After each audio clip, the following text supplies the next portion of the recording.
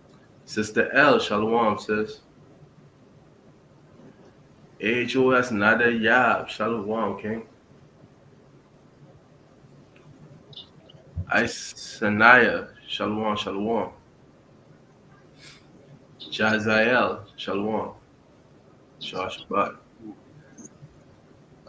Coach Sayar, Shalom, Shalom. I don't want. Yashar Yahuda, Shalom, Shalom. Levi the Edomite slayer, Shalom, King. Shalom, Shalom, Captain Kanal. Shalom, Shemaiah, Shalom, Shalom, King. Kana Adah, Shalom, sis. No, sis, or that's a bro. I can't. Kana, so Slakia. Princess Abaya, Shalom, Shalom. Shalom, Captain Aharon. He's sick today, so he's not on. Yeah, Con. Y'all keep the y'all prayers, man. Keep all Israel in y'all prayers, man. Make sure y'all not selfish with them prayers, man. Con. WWOE, World Without End. Shalom, King.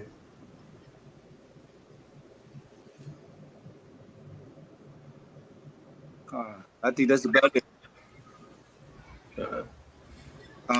All praise to the Most High, man. It's another Sabbath morning brew. This Captain Yahweh. Hey, Captain Yahweh right there as well, right? Shalom, Cap. Right? I'm the officer. Yahweh. Brothers, introduce yourselves.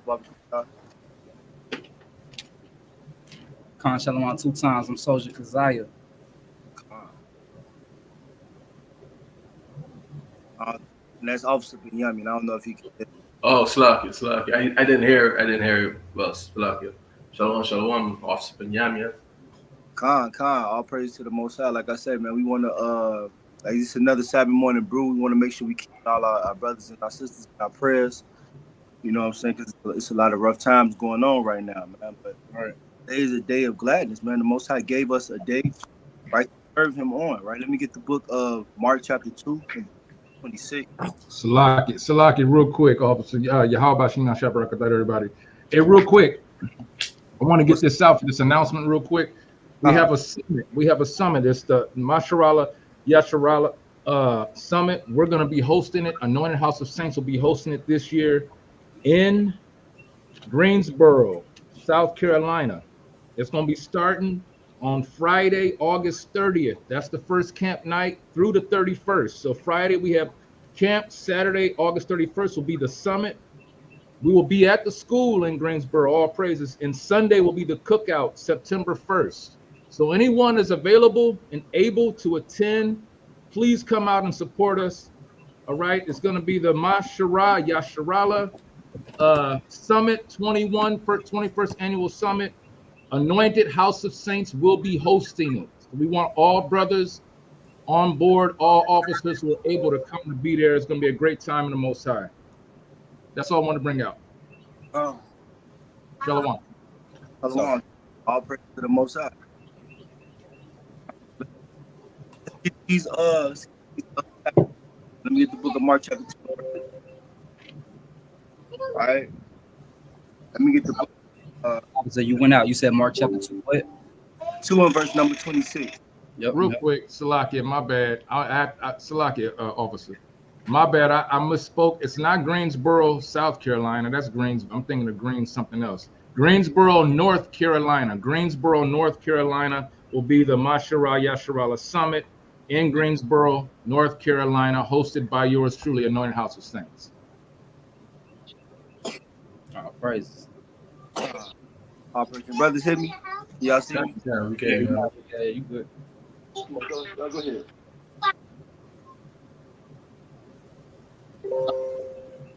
Hold on, Salah. Move. Okay, you going in there? I gotta run a class from my front porch today, man. I got one of them old school Greystone brick cribs, man. It's nothing that on that. like the Fort Knox in there, man. But all praise to the Most High. It's a beautiful day, right? Hey, bring the precept up, Baba Kushab, right? Kind of go along with what I'm saying. You breaking up slightly. I don't want you in the matrix somewhat. Is it? A little bit. Yeah. You sounding clear now. Say something. Can you hear me? Can you hear me? Yeah, but nah, it's still choppy. Still choppy. I hear you, but it's still choppy. Slocky. Can y'all hear me better? Yep. There you go. Hey, Khan, all praises. Hey, brothers, get that Mark 2 in verse number 26. You got that? You got that, Yeah, Kazad? yeah, I'm finna run it. Khan. This is the book of Mark, chapter 2, and verse 26. How he went into the house of Yahweh in the days of Abathar, the high priest, and there eat the showbread, which is not lawful to eat, but for the priests, and gave also to them which were with him. Read. Verse 27. And he said unto them, the Sabbath was made for man, not man for the Sabbath. Read that again. The Sabbath was made for man, and not man for the Sabbath. Right? So all praise to the Most High. The Most High gave us a day for us to rest, right? To just focus on Him, to recharge our bodies and to recharge our spirits in these last days, right? Because if it was up to man, if it was up to our enemies, man, they'd work us 24/7, right? They'd literally work us every second of the day if they could, right? Hey, and we so carnal, hey, we probably would do it ourselves, right? But the Most High commanded us, right, as a nation, to keep this feast day, right, and keep this day of convocation, right? Let me get the book of Exodus. I believe I was chapter 35. What was the chapter that one? 35. 35, verse number 2. This is the book of Exodus, chapter 35, verse 2. 6 days shall work be done, but on the seventh day there shall be to you an holy day. The Lakia, right? Mm-hmm. Just say 6 days, right, shall we do our work, right? On the seventh day shall be a holy day, right? Because let me get a precept, right, in the chat, Baba Kashad, that shows us what the word holy means, right? What does the word holy mean in the chat? Right? Book of Leviticus, chapter 20, verse number 6. You breaking up? Breaking up, I don't. I'm breaking up? Yeah. Hey, man. Lucky. Say nodded this morning, man. Man. Hey, we ain't gonna let them win. What about now? Yeah, you smooth now. Say some more, though. Say some more. Yo, can y'all hear me? Can you hear me? Can I be heard? Con, yeah, let me get that Leviticus chapter 20 and verse number 26. Right? We want to know what these words mean. Right? It say the Sabbath day is a holy day. Right? What does that mean, to be holy? It's the book of Leviticus, chapter 20 and verse 26. And ye shall be holy unto me, for I am the Lord, I am holy, and have severed you from other people, that ye should be mine. Hey, right? So that word holy, right? That word holy means separate. It's severed, right? So you don't do the same thing that you do, right? You don't work, right? You don't go out and go out and find it in the field on the Sabbath day, man. Right. Day, you supposed to chill with your family, maybe go to the beach or something. Right. Relax. Right. Go over some scriptures. You know, and just dedicate that day to resting and serving Yahweh Shem Yahshua.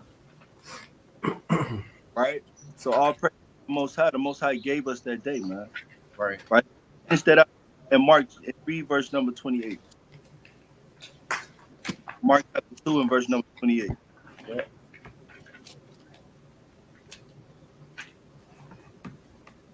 It's the book of Mark chapter 2 and verse 28, and it reads, therefore, the Son of Man is Lord also of the Sabbath. The Lakia, right? So Yahweh Shai is the Lord of the Sabbath, man. Right? So brothers like brothers want to go out, you know, want to and relax, right? And do on the Sabbath, hey, enjoy yourself, hey, do that, right? Just make sure you ain't doing no work, make sure you doing nothing, right? And Right. enjoy the day that the Most High, right? It's supposed to be a glorious day, man. The Sabbath is not supposed to be a burden, right? Can you Sabbath is not burden. you in and out Hey, again, a little bit now I just wanted to say the Sabbath is not burdensome. Man. So, already? heard now, Keep talking. I said the Sabbath is not burdensome. Did that come Heard, out? heard, yeah, we heard that, but it was a little choppy at the end. The Sabbath is not burdensome. Con. All praise to the Most High. So I'm having technical difficulties, so I'm gonna pass the class over to the brother. Right, I got my class in store for right going into management. Right, and that's a lot. That's the thing that our people have to deal with, man. Hey, I'm one person that had to deal with that. Right, and I constantly, right, constantly have to fight that thing off, man. So all praises to the Most High. Right, brother, my precepts through the Spirit will edify me and you. Right. So I pass it over. You got because I caught a little bit of that, but we do appreciate you, officer. First officer, really do. Thank you for the precepts and the enlightenment. Um, shoot, with that being said, we're gonna continue rolling and jump into the class, man. Been young, y'all. Let me get 1 Corinthians 1 and 4, if you don't mind. So we want to make sure we do everything because of the Most High. You know, not for vainglory, not to be seen or moved. We want to put him on high and at the forefront. So that's what we you said do. 1 and 4, King? Yes, sir. And that's what we're going to do. When you get that, you can go ahead and let it run. God, this is the book of 1 Corinthians, chapter 1, verse 4. I thank my God always on your behalf for the grace of God which is given you by Yahushua HaMashiach. All praises to the Most High, the Wadi House. So with that being said, we do everything in His name through His Son. We appreciate everything that He do, everything that He woke us up. We breathing, we can see, we got teeth to eat food, we can hear, we understand, we in our right mind. So we want to make sure we use that to our advantage. He woke us up and gave us a gift, a present. You know what I'm saying, with just life, just being able to breathe, to see our family. You know what I'm saying, it's a glorious day, and it's the Sabbath. So. One more precept before we get into it. Let me get 1 Timothy, please, chapter 5 and verse 17. 1 Timothy, chapter 5 and verse 17. And this is to show that we appreciate everybody. All the elders, women holding everybody down, kids listening, brothers checking on each other, making sure everybody good. We appreciate everything that everybody do. Go ahead and run that when you get there. This is the book of This is the book of 1 Timothy, chapter 5, verse 17. Let the elders that rule well be counted worthy of double honor, especially they who labor in the world and doctrine. Kind. So they're worthy of double honor. So shout out to all the elders teaching. Shout out to all the elders in every camp. Shout out to the brothers and the soldiers in every camp. Shout out to all the wives, all the children. We do appreciate you, and your work is very important, and it all collectively works together for the whole body. So we do appreciate all that. All right, so the lesson, man, jumping into it, is called anger management, right? Not super deep, nothing like that. Mostly precepts they playing upon types. The biggest thing is we want to understand this should be applicable to our life. That's one spirit I do deal with, and I'm trying to tame that. So with that being said, I'm finna teach myself as well, greatly, and hopefully I'm edified. I don't want to be the one that can teach others and it's not profitable to myself. So hopefully we all take heed to these precepts and these words and apply this to our lives. Let me start off with Ecclesiastes chapter 3 and verse 1. Ecclesiastes chapter 3 and verse 1. Hey, Salaki. Yes, sir. Yehuda got a question. Deal with it later. I don't know how choppy my phone is. We can deal with it later. Yes, like you can hold. You want me to highlight, or I can't highlight it? Hey, Knock, if you in the background, you can highlight that question, Baba Kushab.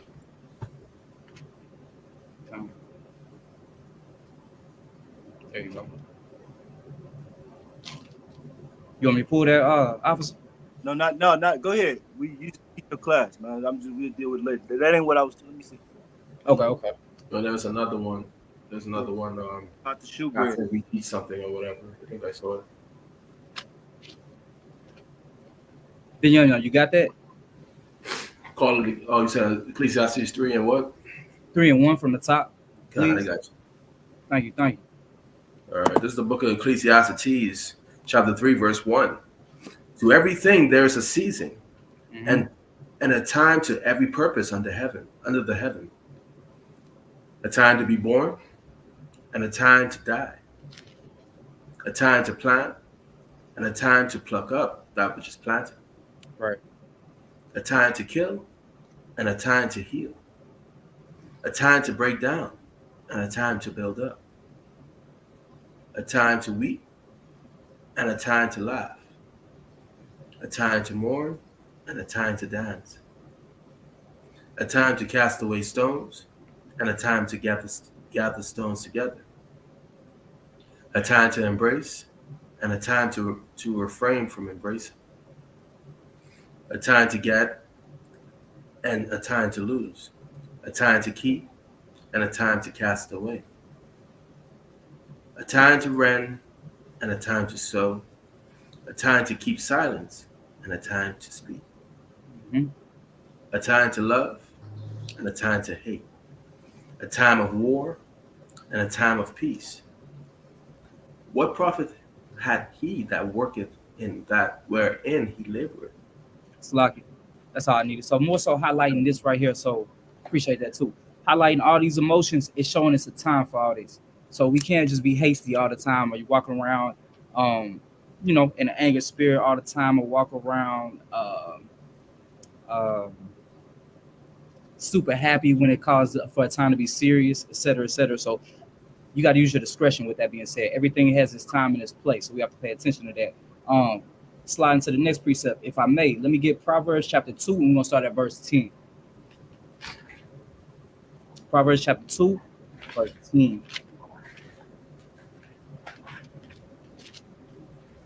This is the book of Proverbs. This is the book of Proverbs, chapter 2, verse 10.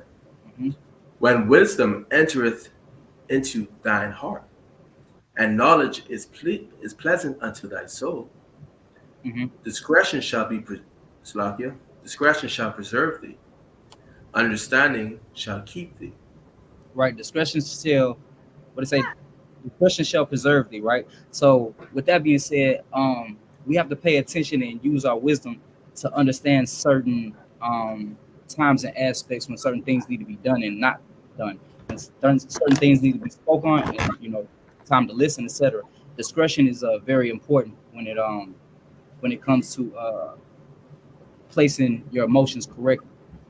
So let's slide to, keep in mind, we want to definitely use discretion. So the discretion is just good judgment, for another word. So you always want to keep good judgment on display. Hey, Salaki, real quick. Yes, sir. Bro, the sheep root. No, we don't have a school up in Milwaukee just yet. The closest we have is Chicago, which is where I am right now. It's about an hour and a half away. But if you up in Milwaukee, like I know some good brothers up there that you congregate. All praises. Reach out to brothers, and we can get you email brothers. And, what I'm saying, I can get you information over to the brothers that you to the spirit. So just because you were a little choppy, just to recap on what you just said. You said you would reach out to brothers, right, for the sister. Well, I told the sister us to email us, right, and then we can get her the information of where she can find congregate with the brothers up in Milwaukee. Okay. All right, so moving on. So let's get an example of discretion, right? Go to Proverbs chapter 27 and run 14. Yeah, run 14. Okay. This is the book of Proverbs, chapter 27, verse 14. He that blesseth his friend with a loud voice, rising early in the morning, it shall be counted a curse to him. All right, so what's this mean? Says he that blesseth his friend with a loud voice, rising early in the morning, it shall be counted a curse to him. What's this mean? You just wake up in the morning just loud. Right, exactly.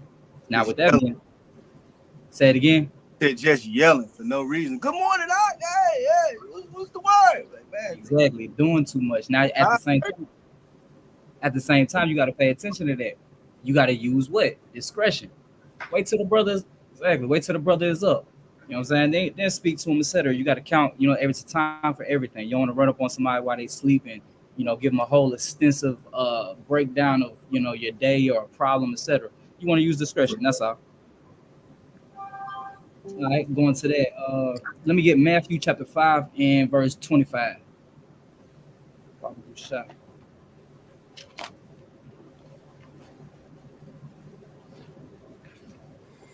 Matthew 5 and 25. Hey, Lucky, was you getting into Proverbs 19 and 11? No, but no, that ties in beautifully. No, sir. Let me get the Kashan. All right. Into discretion, man. Yep. Discretion is really, really important. Right? Let me get the book of Proverbs, chapter 17, and verse number 28 as well. Hey, let me know if I start getting choppy. Gotcha. I got that Proverbs 19 for you when you want it.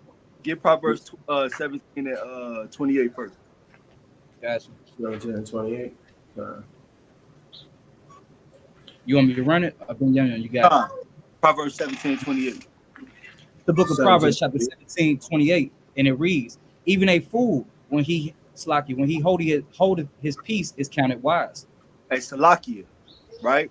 So the brother's getting into discretion, man, knowing when and when not to do certain things, right? Let's look up the word discretion, right? Let's get the book. It's not on the back in the background. I ain't in the like the admin. Let me see. I don't know. I'm not an admin either, so I can't. Yeah, I think you might be. Hold on. Hey, can somebody pull up that word discretion?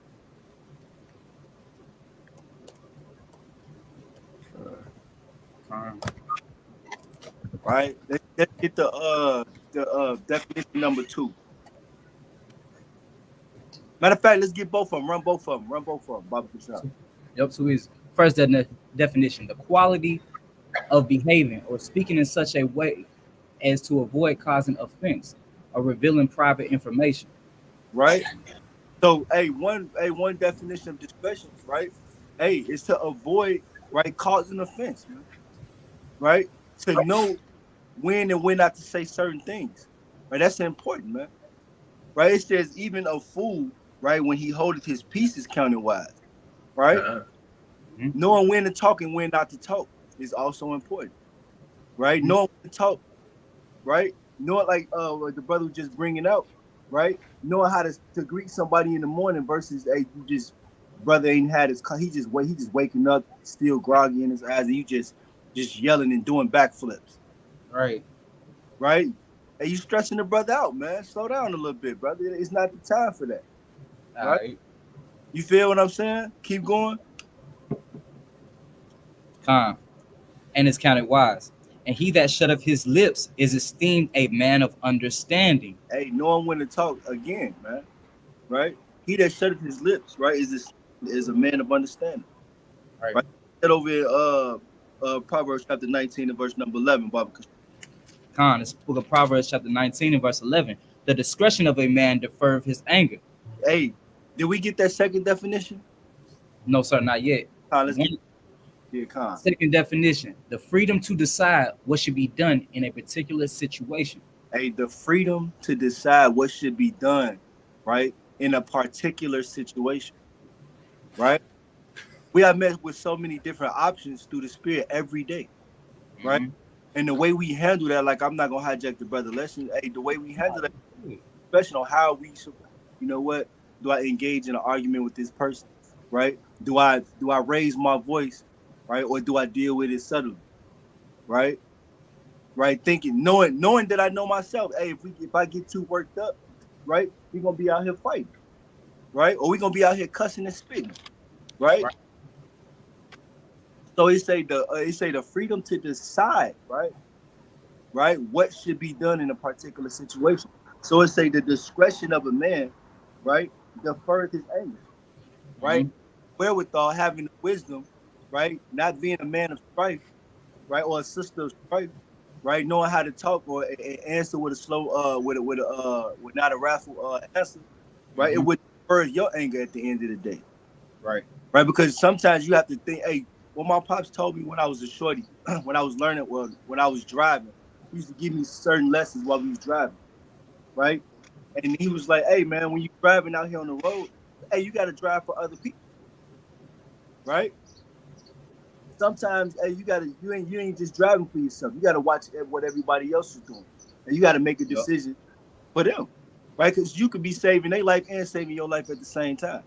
Because some people Mhm. just don't care, right? So through the Mhm. spirit, we have to be the same way, right? We have to make decisions for other people as well, right? We got to be home, and we love our brothers. We want them to make it home as well. We don't want to cause any harm to our brothers, right? That discretion helps you to decide what to do in that moment, right? And at the end of the day, you remember your end going into Sirach chapter 28, right? I believe is 10 on down, right? So finish that out, Baba Kashan. Con. And his glory to pass over a transgression. And it's your glory, right? You using discretion, man. I'm not finna. Man, he said, you think you think a boxer, right, is arguing with a nigga on the street like you think a boxer is arguing with a man on talking about how he gonna whoop his butt. Man smokes a pack of cigarettes a day, Yeah, they right? right. Every day. They Ain't did no running. can't run a block, Run up right? the steps. At, You feel what I'm saying? Ain't had a fight since since fifth grade. you hear me? I'm saying, Right. bro, you think, hey, but you gotta use that discretion because if you ain't careful, right, you gonna let that man got you, right? So you have to that discretion is what saves your life, right, in these last days. So I yield. I ain't gonna hijack your lesson, King. No, you good. You good. You adding on to the lesson because that ties in perfect when you think about it. Because that's controlling yourself either way it go, and then knowing the time to do certain things, being circumspect. So having good judgment, and as men, we all should want and have that, and we have to damn near have to have it for the simple fact we have families. Even if we don't, you know what I'm saying, we're still leaders, etc. So you want to know when to pull the trigger and not to, so to speak. Hey, Um, Sir, King. yes, sir. Not gonna be long either. Just wondering, you have Proverbs 15:1? You said Proverbs 15:1. Yeah, you get into that? No, sir. Run it. All right, would you like me to get it? Yeah, you can get it. All right, yes, sir. 1 and 2. 1 and 2. 15, 1 and 2. It's the book of Proverbs, chapter 15, starting from the top. A soft answer turneth away wrath, but grievous words stir up anger. So just like your first precept that you brought on your lessons in Proverbs, right? Yes, sir. Where you got that friend just calling you, "Hey, what's up?" You know what I mean? But you in your peace right now. You know what I mean? So now I got you furious. I'm like, yo, what this dude want again? Like, yo, it is 5 o'clock in the morning. Why are you calling me? You know what I mean? And that starts to rouse up anger in you, right? The scripture says a soft answer turns away wrath. You know, as simple as, hey, Shalom, King, you good? Yo, bro, it's 5 o'clock, man. I'm gonna talk to you a little bit later. Let me get up and cracking first. You know what I mean? Instead of the response like someone's screaming in your ear at 5 o'clock in the morning. I've gotten those 4 o'clock calls where, somebody was like inconsiderate of, my sleep, my rest. You know what I mean? And yeah, I did get upset. I did get angry. Those type of things. This is wisdom right here, right? Right. And not now the compound on top of it, you calling me shouting, but then you calling me about nothing. Like your life ain't on the line. You on about to be in a do or die situation. You don't need me to come pick you up because something happened to you. Something like nah, you just calling me just because you wanted to call me, bro. You're not doing anything with your time, but then yet you showing me that you don't care about my time. You know what I'm saying? All right, go to 2. Verse 2.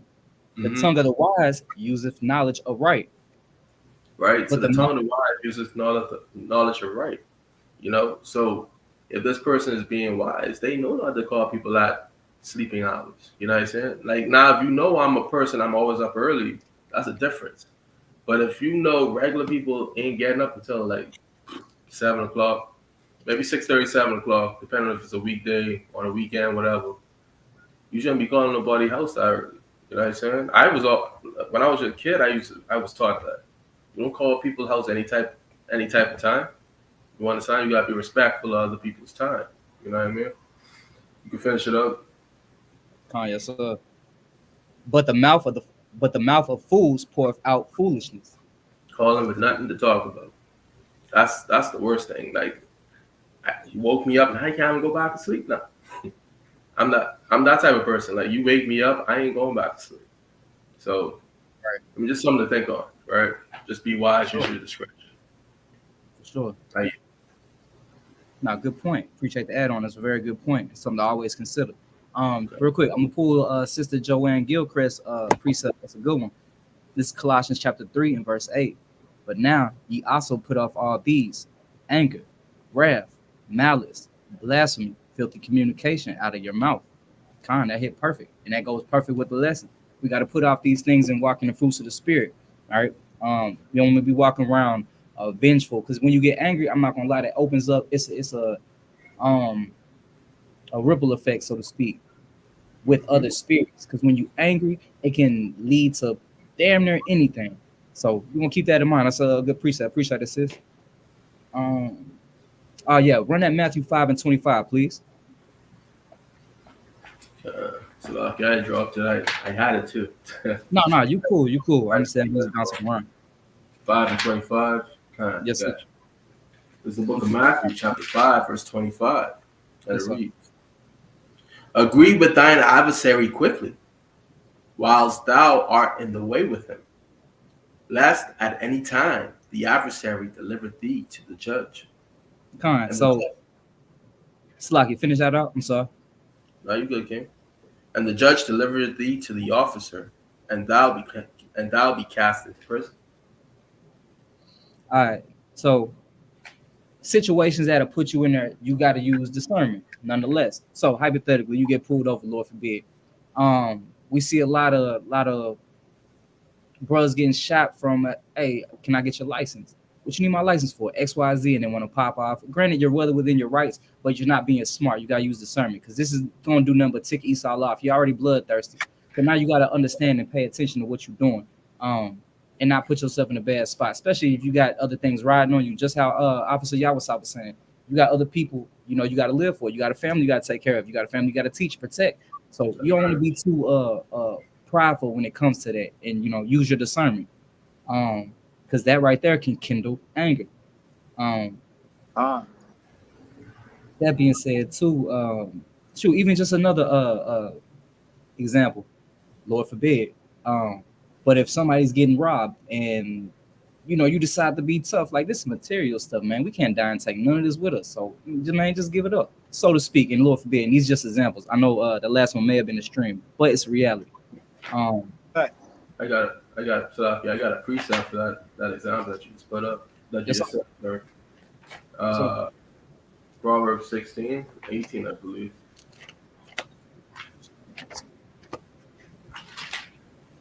Salaki, I got the fan blown, so it's throwing me a little bit. 16, 18. This is Proverbs chapter 16 and verse 18.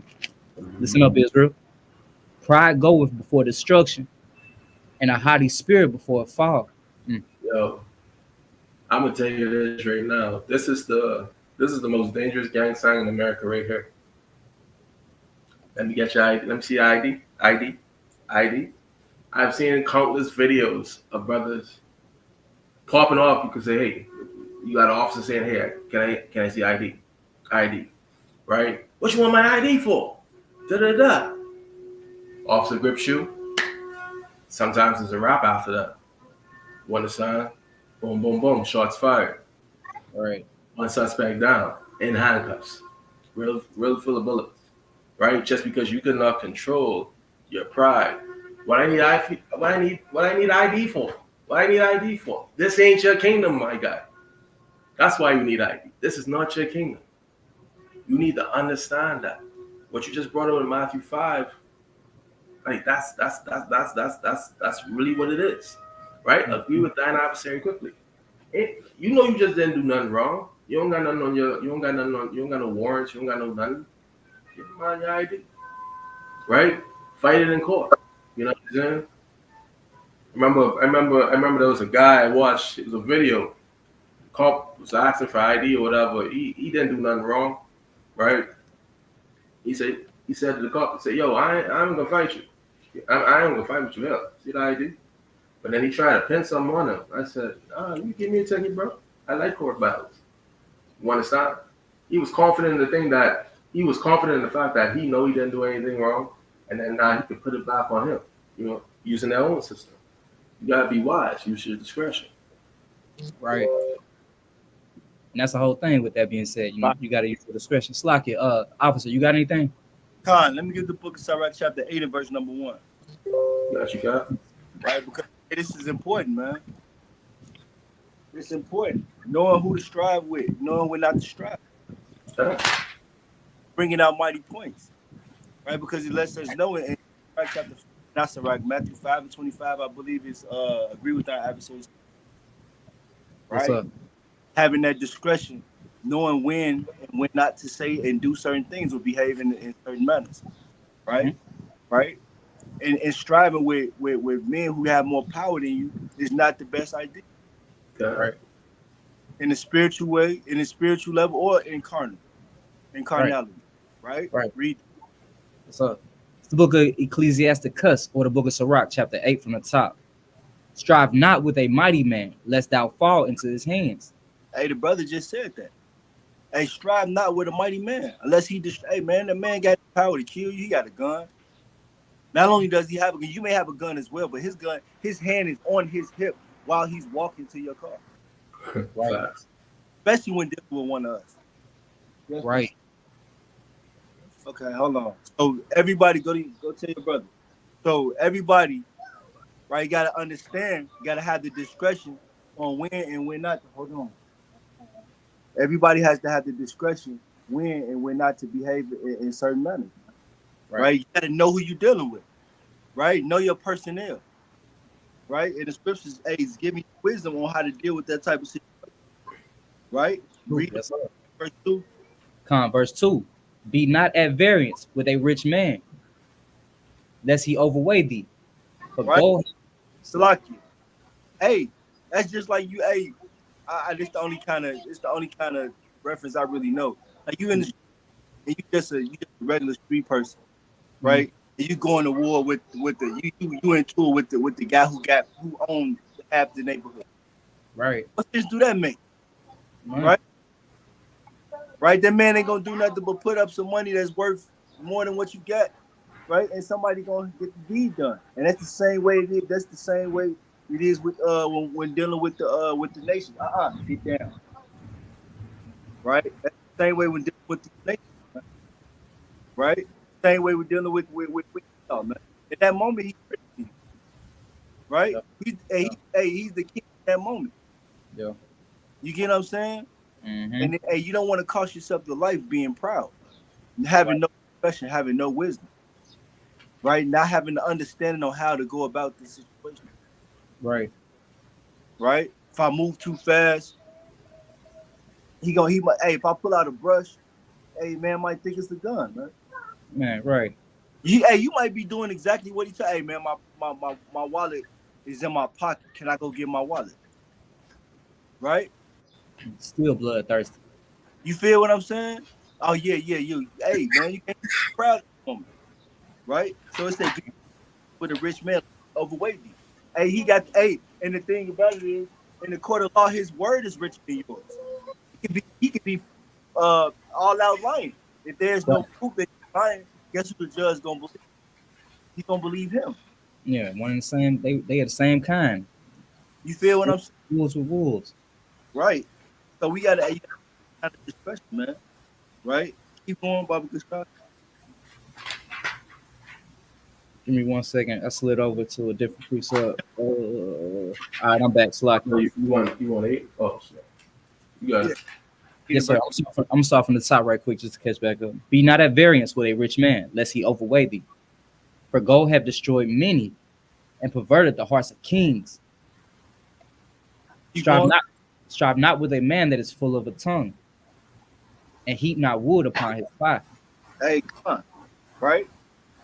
What it say? Strive not with a man that's full of tongue, man. Mm-hmm. Hey, you know when someone to you, man, they feeling themselves. They got the authority, right? They got the of having government backing.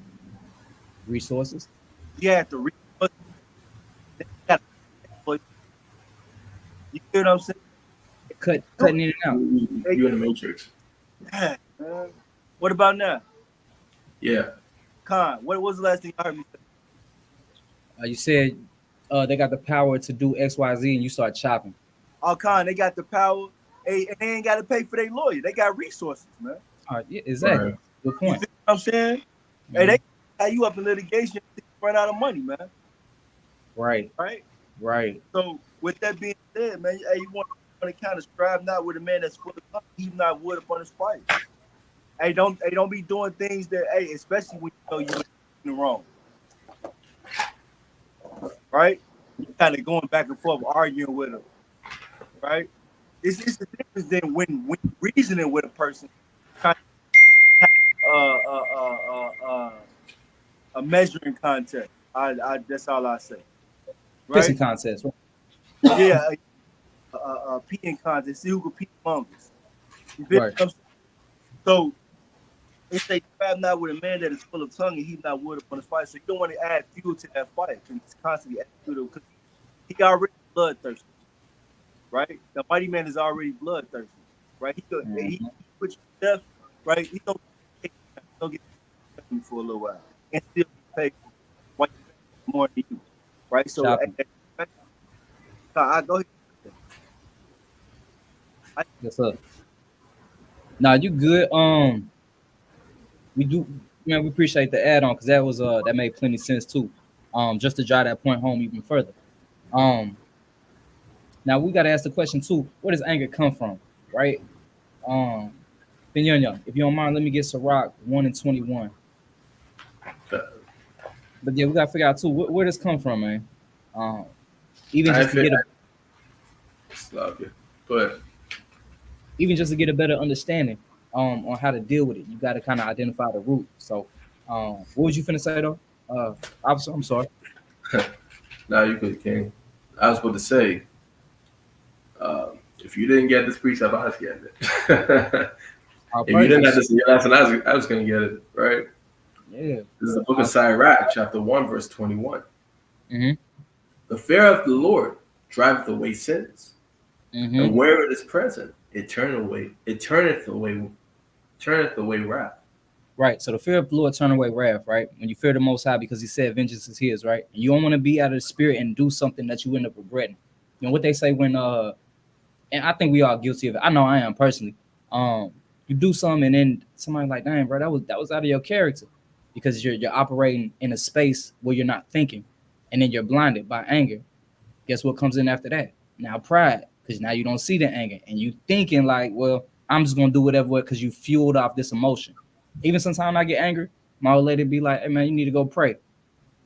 And I be having a spirit on me. I just get mad, get tight. I don't even want to hear it. I just kind of like, man. And she's just over there like, you need to tighten that up. And eventually, you know, I go get it right, but it usually anger puts you in a bad mindset. So keep going, please. God, verse 22. Mm-hmm. A furious man cannot be justified. Run that back. What it say? A furious man cannot be justified. Right, you got to keep your anger in check, or your emotions in check, so to speak, as a man. Go ahead. For the sway of his fury shall be his destruction. Mm-hmm. Keep going. God. Verse 23. A patient man will bear for a time, and afterward joy shall spring up unto him. Right, so notice that a patient man, right? So after this is all over, because most of the time, what anger come from? A lack of patience. Right? You get upset or something happened and you just short. Somebody bump into you and scuff your white ones you just pulled out the box or whatever. Instead of just man, my bad or whatever, and y'all talk it out or whatever, it's a problem. You lack patience. You got to be patient with a lot of things. So most of the time when we do get angry, we're lacking patience, which is what a fruit of the spirit, right? So we just got to make sure our spirit's in check at all times. So we got to keep that in the forefront of our mind. Salakia. Yes, sir. Yes, sir. You said something mighty, right, about your rib. You say when you Mhm. upset, right? When you say when you get upset, right? Or you get a little angry, you get a little out of the spirit. And what she say? Hey, Mhm. she said, hey, maybe you need to go pray, right? Yep. Meet aggression with aggression, right? And that's going back to that word we used earlier, right? Come on, man. No, you all right. No, you all right. Hey, Lightem. Let's go back to that word discretion, right? When you said your rib, Mhm. angry, right? She let you know, hey, you need to go pray, right? Let me get this precept. Proverbs chapter 15 and verse 1. You was going there? No, I think Ben Yum pulled that. Hold on. No, I didn't have it though. Hold on. You I pulled put it that one earlier. earlier. That's cool. Yes, Yeah. yeah. Let's pull it again. Pull it again. Bring it with a different skin. Con. Hey, because hey, that's a mighty work, man. Somebody, somebody getting out the spirit with you. Hey, man, that soft answer is what's going. Hey, turn away that wrath at the end of the day. But let's get that precept off the shop. God, this is the book of Proverbs, chapter 15, verse 1. A soft answer turneth away wrath, but grievous words stir up anger. Hey, all praise to the Most High, right? And you ever heard the saying, you can't argue. Why you only bring one? Hey. What they say, you can't argue with yourself, man. You like a fool just arguing with yourself, right? Hold on, Straight up. right? You like a fool arguing with yourself, but hey, man, that soft answer turneth away that wrath, right? And we got to know how to be able to do that, right? Men and women alike, man. So I'll pray. I'm a yield on that. Yep. And like y'all say, I appreciate that. It is a good help me, and I do appreciate the Most High for that blessing. The ad, yeah, there you go. Shouts out, buddy. Appreciate that. Keeping your boys together. Just to grab another precept to drive that point home. This is a book of matter of fact. Can you grab that for me, please, Ben Young? Sirach 28 and 12. 28 and 12. And it's just going into South answer. Man, the Most High word is beautiful because it all encompasses and goes back and ties itself into each other. Just even going about discretion and knowing when to say certain things. Controlling your anger, it's a time for everything and using that discretion, as we pulled earlier. So I got 28 and 12. And 12. Yes, sir. God, this is the book of Sirach, chapter 28, verse 12. Yes, sir. If thou blow the spark, it shall burn. If thou spit upon it, it shall be quenched. And both these come out of thy mouth. Right. Once again, using discretion. You can say one thing one way, or you can say it another way. It's all in delivery, tone, etc. Coming from the same place, but it's just how it's applied using discretion. But I yield with that point. Now doubling back, most of the time anger comes from lack of patience, right? So we got to get our patience together. Run Sirach chapter 2, and we want verse 4. Yeah, verse 4. Hey, Ken, you have James. Let me see. You got James 1. They wanted 1. I think it's 1 and 6. No, sir, I don't got James 1 at all. All right. I'm going to get that in a second. You say All you right. want to say 2? Yeah, 2 and 4. All right. Hey, forgive me. I got me a new Bible. I'm trying to break it in. So I might be a little slow on the page turn. No, you straight. 2 and 4. Yes, sir. This is the book of Sirach, chapter 2, verse 4. Whatsoever is brought upon thee, take cheerfully. How are you supposed to take it? Cheerfully. And be patient when thou art changed to a low estate. Now, when this time presents itself, like it's a time for everything, you're supposed to take something cheerful, right? And how are you supposed to be when you are changed to a lower state? You're supposed to get hasty in the spirit, just run off anything that's on your mind, just snap out, whatever. You're supposed to be patient. That's the whole thing about it. He's trying to teach us patience and purge us out of us. When we're in the fire, acceptable men are accepted in the furnace of adversity. Paraphrase. So with that being said, we gotta have patience. This isn't gonna be on our time at all. We're on the Most High's clock. So with that being said, we always got to keep this mindful, and we got to work with patience. Patience, whether it be at the job, patience with our brothers, patience with our families, our children, whatever. Because when you woe to those who lose patience, right? Because think about, we lost patience when the Most High, before the Most High sent His Son back. We doomed. So we got to keep our mind and our spirit good, right? And be patient. Ultimately, everything happens how it's supposed to because of the Most High. If we love the Most High, we trust in Him. We know He orders our steps, right? So by Him ordering our steps, we got to trust in Him. So when something bad happens, it is what it is. We know it's the Most High. So when you mad, you kind of slick mad at the Most High because He did it. All He's doing is putting you to a test to sharpen you up, to strengthen you up, to get that iniquity out of you, because He sees something in you may not see, that needs to be purged out, and you got to get stronger. Only way to do that is through a test. And you're equipped to handle it. He's not going to put nothing on you can't handle. You're equipped to handle the test. It's just how you go about handling it. Because if you always find yourself dealing with the same thing too, you got to think, maybe I'm not handling this right. You got to humble down. Maybe get some counsel. I know I do. That's one of my things. Before I move, I like to get counsel, even with little silly stuff. Like, one of the captains know, I call bro for, damn near anything. What the elder y'all got up there? James 3, the tongue is an unruly, but the smallest member. That's very true. Like I said, you can spit on something, and put out a fire, or you can blow it, kindle a spark. They both come from the mouth. Okay. Moving on. Yes, sir. Since you just said something in James, let me get James too. James 1:19, right? Just to touch on what you're saying. Yes, sir. Right. This the book of James, chapter. I'm sorry. 1 verse 19, read down to 20. Understood. Right. It's the book of James, chapter 1 and verse 19. Wherefore, my beloved brethren, let every man be swift to hear, slow to speak, and slow to wrath. Right. So you know how many problems could have been avoided if they were swift to hear. You understand? You can't hear if you're talking. You know what I'm saying? Someone always used to tell me that. You cannot be hearing what I'm saying if you're talking back at the same time. You have to be swift to hear, slow to speak. So it means that you need to hear it first, ingest that information, and be able to discern that information that you heard before you say something out of your mouth, right? What you brought up in Sirach 28, right? If you spit on the spark or if you blow on it, both of these can cause a fire to either be ended or started, right?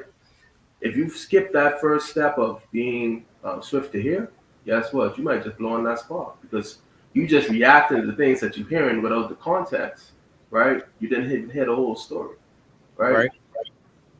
So you just basically blowing on that spark. You don't even looking at the other option. You know what I'm saying? Because that person might have told you something that started wrong a little bit because they probably couldn't even explain it at first until they got to the end. You understand? But you ready? You just quick with it now. You just want to jump on it. Yeah, that's not something wise to do, right? Salaki, even making that point to that what we just read, it all goes back to patience. Even doing that, listening, waiting, it's patience. You got to use the discernment when to speak. But you go ahead, Cap. Hey, I receive it. Verse 20. Verse 20. For wrath of a man worketh not the righteousness of Yahweh.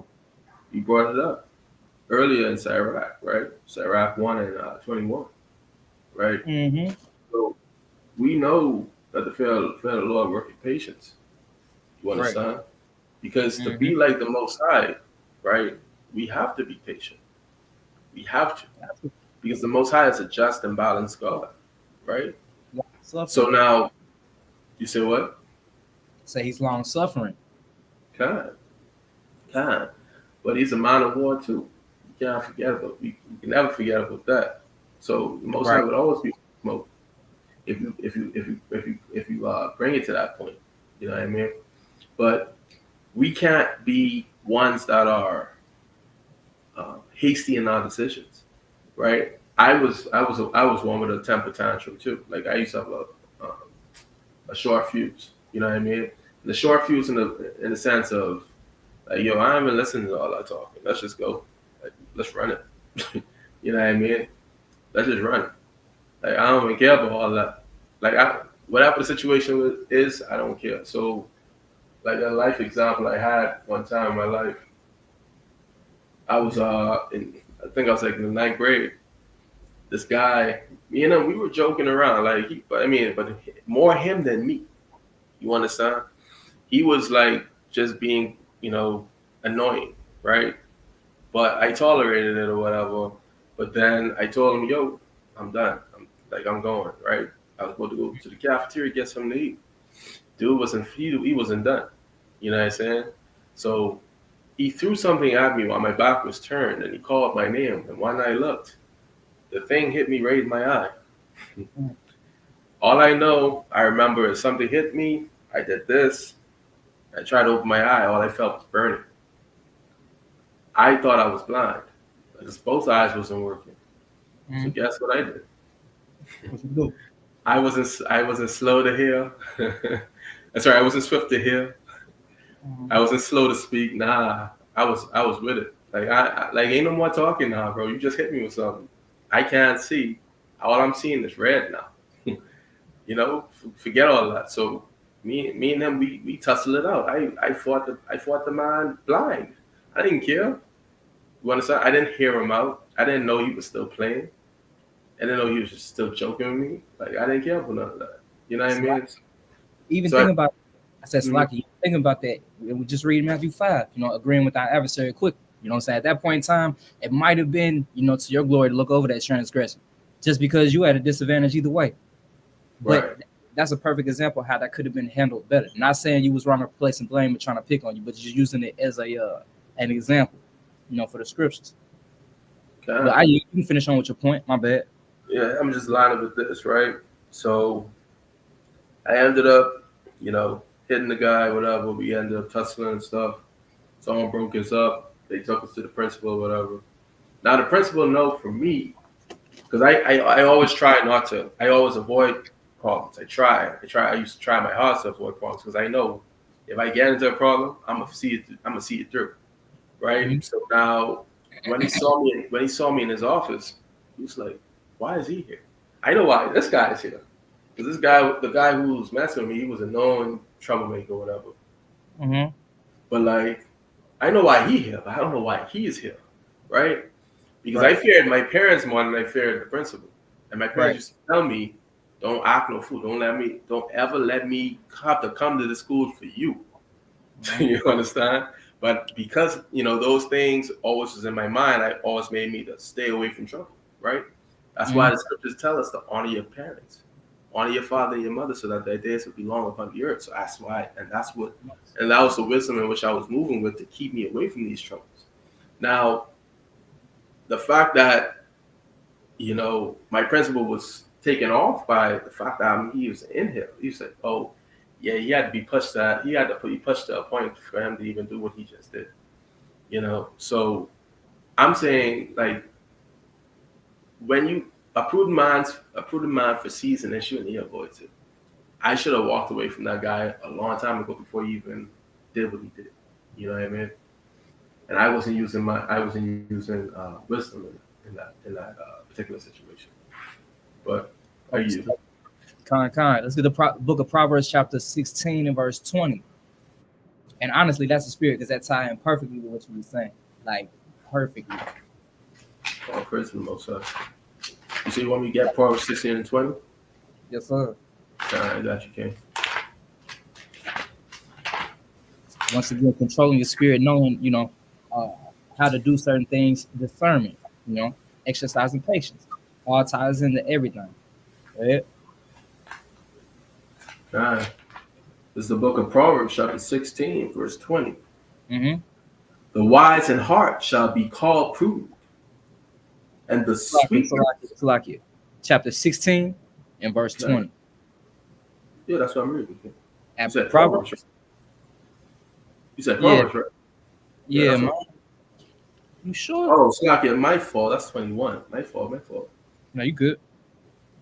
This is the book of Proverbs, chapter 16, verse 20. Mm-hmm. He that handleth a matter wisely shall find good. Mm-hmm. Whoso trusted in Yahweh, happy is he. Right. So the first part of that, he will handleth a matter wisely shall find good. So going back to everything, agreeing with our adversary, even walking away from a so-called fight, overlooking a transgression. All these things tie into everything about being circumspect, right? Using discretion, your judgment, and using it at the certain time where it needs to be used and applied, and then executing, right? You'll find it good to you. And all these things are written for our learning and for our good. So it just betters us, keep a hedge of protection around us, keep us safe, physically, excuse me, spiritually, mentally. Because if you get into something like this, you know what I'm saying, you might have a lot of extra stress put on you now. And that's just because of lack of patience, which led to maybe anger. Excuse me, where anger came from, and that can just spirals. It's an outrageous spirit to have on you, just because it's so strong that can pull other spirits in. Me and my old lady was talking one time, and she made a good point. How, like, spiritually thinking, she feels that spirits work together. Like damn near get together and have powwows. Like, hey, look, I need you to do this, so this will happen to this person because I'm an adulterous spirit. I need to get this person over here. So, well, cool. I'm an anger spirit. I'll do this to this person to make them mad, and that'll push them over to you, and then you take over. Like, they work collectively. I'm pretty sure they're a body as well. So once again, we gotta be circumspect of everything and just keep that on the forefront of our mind. Keep the Most High on our mind. Pray for wisdom, pray for discernment, discretion, control. And apply these things. Moving along. Did you have anything, officer? You got it. Jump down a couple of verses to the verse 33 in Proverbs 16. I mean, it's lucky. Can I read 21 again and then jump down to 30? Yes, sir. Because I think that also goes with your point. So the wise in heart shall be called prudent, and the sweetness of the lips increaseth learning. Right? So I'm just saying, I'll explain that point. Right? So the wise in heart, that means the ones that give their hearts over to the Most High and to His ways, His commandments. Right? Their lips are going to be wise with learning, right? And because Scripture calls them prudent, right? Like I stated, Proverbs also defines prudence as being able to foresee a matter and being able to discern the direction in which you need to go, right? So you start to become wise, knowing the things in which you can and cannot do. Knowing the things that you can and cannot do right before the situation. Like, if had I known the things in which I should have done, if I was prudent enough to foresee my situation, I would have just, like I said, laughed. Right? He wasn't holding me in bondage. I could have left. In my pride, I stayed. You understand? What's the precept I brought up earlier? Right? Pride coming before destruction. Sorry, pride. Yeah, pride coming before destruction, and the Holy Spirit before a fall. So, just I think it touches on the point for this lesson, right? But now I'll move on to Proverbs 16 and 33. That's what you want, right? Yes, sir. This is the book of Proverbs, chapter 16, verse 33. The lot is cast into the lap, but the whole disposing thereof is of Yahweh. Right, disposing means the decision. So, once again, the Most High do everything. So when you get hit with that anger spirit, you mad or something happens to make you mad, you gotta think, man, Most High doing this. I'm really mad. It's just a test. You know what I'm saying? He's just trying to show me I need to control my spirit or exercise one of the fruits in the spirit in this particular time that I'm kind of weak on. You know what I'm saying? So if we're not strong in an area, he's gonna strengthen us up, because you gotta think about it. If we out teaching or even dealing with our family or whatever, we have to have patience. Period. You know what I'm saying? Your baby might spill juice on your white couch. You know, somebody just, get over it. Not so, if it was unjust, of course, discipline them, but don't hold on to it. You know what I'm saying? It's material, and at the same time, the Most High might be trying to purge you of materialism or something like that. Not sure, but it's for our greater good. It's like you can just add on. Yes, sir.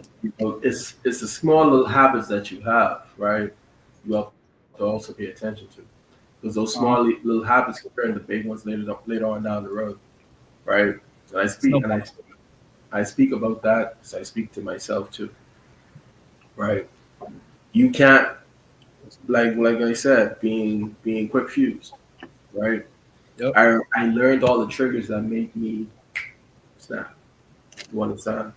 And these things are what I avoid every day.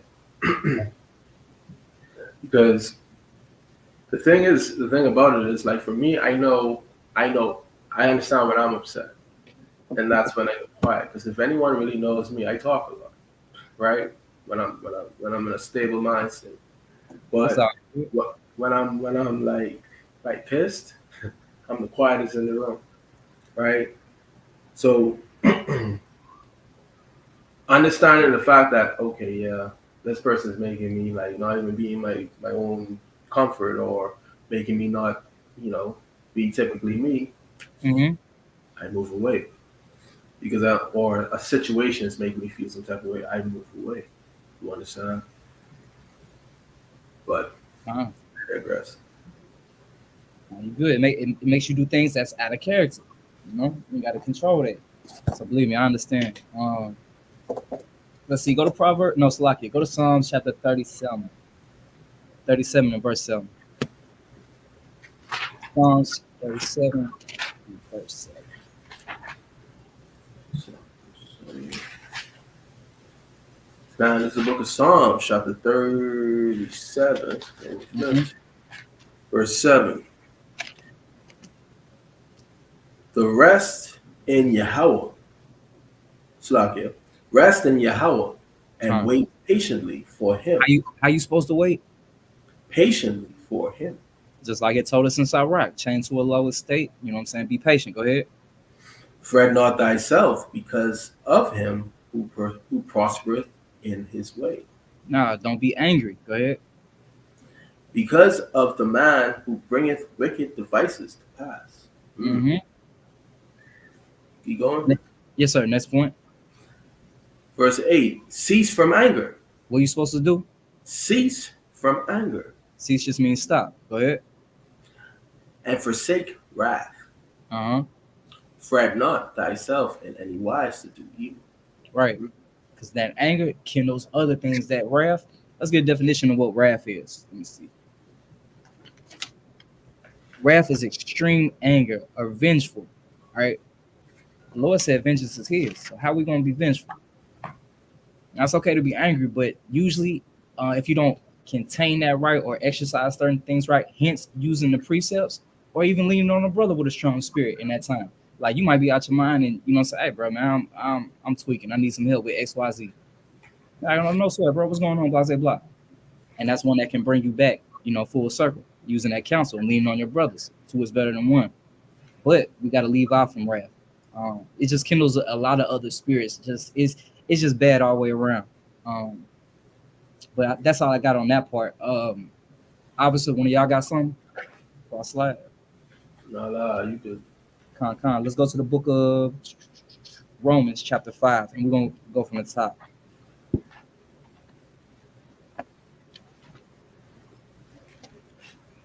Romans chapter 5 from the top.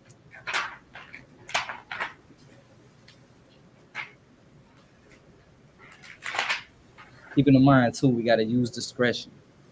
Work these patience every day, man. And after this, more than likely, I'm telling you, most time might give us a test. He might give me a test like right after, but he gonna apply it. That's a fact. Right, straight up. As soon as you hear it, he coming with a test. We know you ready and you got all the tools to pass it. That's how you gonna handle it. Hey, that's a mighty point. That's a mighty point. Because, man, go ahead. Man, take off. Obviously, you straight. Corinthians 10, verse number 13. Say it again. What you wanted? Let me get 1 Corinthians chapter 10 and verse number 13. Come, mighty quick self. It's the book of First Corinthians chapter 10, verse 13. It reads, there have no. Yes, sir. Hey, every time you working on something, right, you ask the Most High to increase you in something, right? Then here comes that temptation of Satan, right?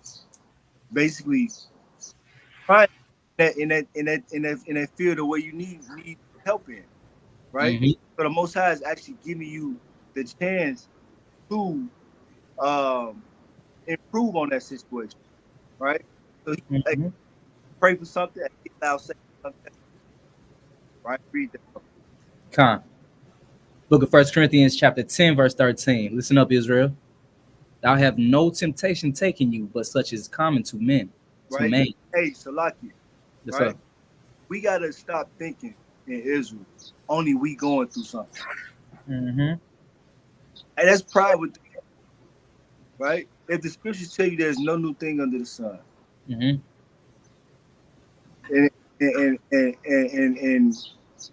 and you understand that, or you say you understand that, we gotta stop being so prideful, Right. And we the only one in the world, entire world, 8 billion people on the planet, and you the only one going through what you're going through. Yeah, Right? that's tough. That's tough, right? Yeah. Just gave you a lot, just ain't nobody else. Right, that part. You know what I'm saying? Ain't nobody else wife nagging them, or ain't nobody else husband wicked, or ain't nobody else children acting a fool at school. It's just you. Right. You on an island. Ain't nobody else got money problems. Everybody else is right. Everybody doing well. I just let a lot fall upon you. Ain't nobody else can deal with lot, right? Mm-hmm. So they say there's no temptation taking you, but such is coming to man. We got to remember. Right. We are gonna get constantly. We got to get that thing purged out. Right. If we're striving for the kingdom, striving for perfection. Right. Read on. Time. But Yahweh is faithful. He is what? He is faithful. Uh-huh. Who will not suffer you to be tempted above that ye are able. Right. Now, if nobody ever went through anything you ever went through, right? Hey, that's the thing. Hey, man, that's something that can't nobody help you with that. Slocky, how you finna get counsel? You feel what I'm saying? Right. You finna call. The scriptures say, man, I labor not for myself only, but for all those that are learning. Right. And when you do a thing that you're going through, hey, the Most High knows you can go through that. He knows you got the power because he know you got the strength. Right. All you gotta do is look to Him. Mm-hmm. Right. Us gathering together, you reaching out to a brother, godly man, is your strength. That rib He gave you, right? That helps keep you calm, or you know what I'm saying, that helps that helps you get the rest that you need. That's your strength. Right. Right? That husband that you have that's studying diligently. You know what I'm saying? That man that you courting or whatever. Hey, Most High put us together for a reason, right? And the things that we go through, right? The things that we go through, and if we endure those things, we become that much better, right? Keep reading that, and then give me James chapter 1 and verse number 13. But will with the temptation always make a way to escape? Nah, make a way. Nah. But will with the temptation also make a way to escape? Hey, He will always do a way to escape. Mm-hmm. You just we gotta remain patient. Don't go in your wrath, right? Be willing to hear when somebody is coming to you with a solution. Mm-hmm. When somebody's coming to you with a solution, you got to give ear to that thing, man. Right. So let's say yes, princess. Okay, tell your brother get you some water. Straight up. Go ahead, man. All praises. Got the nation being raised up. All praises. Praise to the Most High, right? So it say the Most High would say, "Give us a way to escape that you may what? That ye may be able to bear it. You may be able to deal with that thing." Mm-hmm. Right? The Most High is not evil, man. He's not gonna put nothing on your plate that He know you can't handle. Simple. That would be unjust. Mm-hmm. That would be unjust. Agree. For the people say he loved. The Most High just loved me, and he just giving me something. Oh well, I'm just going through this thing, and I can't deal with it. There's no way possibly that I'm gonna be able to figure this one out. No, la brother. You gotta have faith. La sis. You gotta have that faith, man. Right? Yes, sir. To go to James chapter 1 and verse number 12. Con. Right? Because it said, and now that we going over these precepts, right? Hey, the Most High is gonna test you in these things, right? Go ahead, read that, Baba Kishon. Huh. It's the book of James, chapter 1, verse 12, and it reads, Blessed is a man that endureth temptation, for when he is tried, he shall receive the crown of life, which the Lord hath promised to them that love him. Salakia, right? They say, my bad, read that one more time. Too easy. It's the book of James, chapter 1, verse 12. Blessed is the man that endureth temptation, for when he is tried, he shall receive the crown of life. Hey, Salaki. Hey, blessed is that brother. Hey, blessed is a brother that's gonna get tried today at camp. That might be me, because Lord knows, hey, they be trying. Hey, these spirits be trying me out here. Gird up. Straight up, Joe. Yes, right? Sir. Blessed is the man that endured that temptation, who's able to hold back that anger, right? Who's able to receive that counsel, who's able to not receive, who's able to have the discernment, right, to not take the wicked counsel from wicked people, right? Who's able to not look upon a maid and have lustful thoughts, who a sister that's not giving in to the thoughts of her mind, the lust of her flesh. Mm-hmm. Right? Blessed is the person that endured that, so you may receive the what? Slakia, the crown of life. And that's what we all trying to do. We all striving, right, to receive the crown of life, which is the throne and scepters, man. Right? Read on. Which the Lord hath promised to them that love him. And the Most High promised us these things if we endure. Mm-hmm. We have to go through these things, right? Go through these constant trials and these tribulations, these tests, to make sure that we worthy of these things. Right? Read on.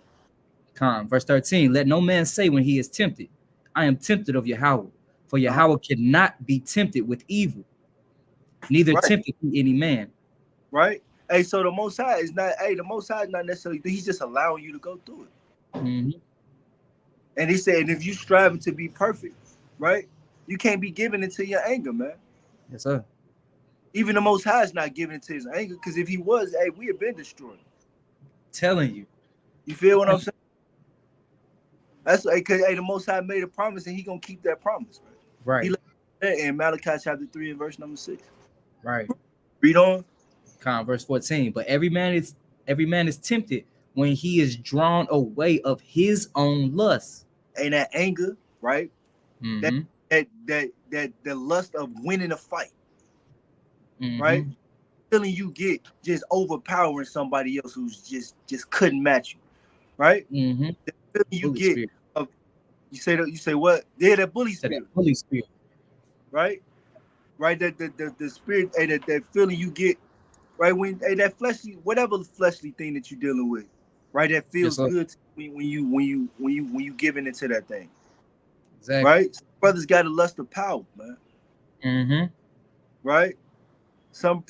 We deal with all these type of things, man. So the Most High is not doing that to us. He doesn't have that, because he knows what he can do. He know what he's capable of, right?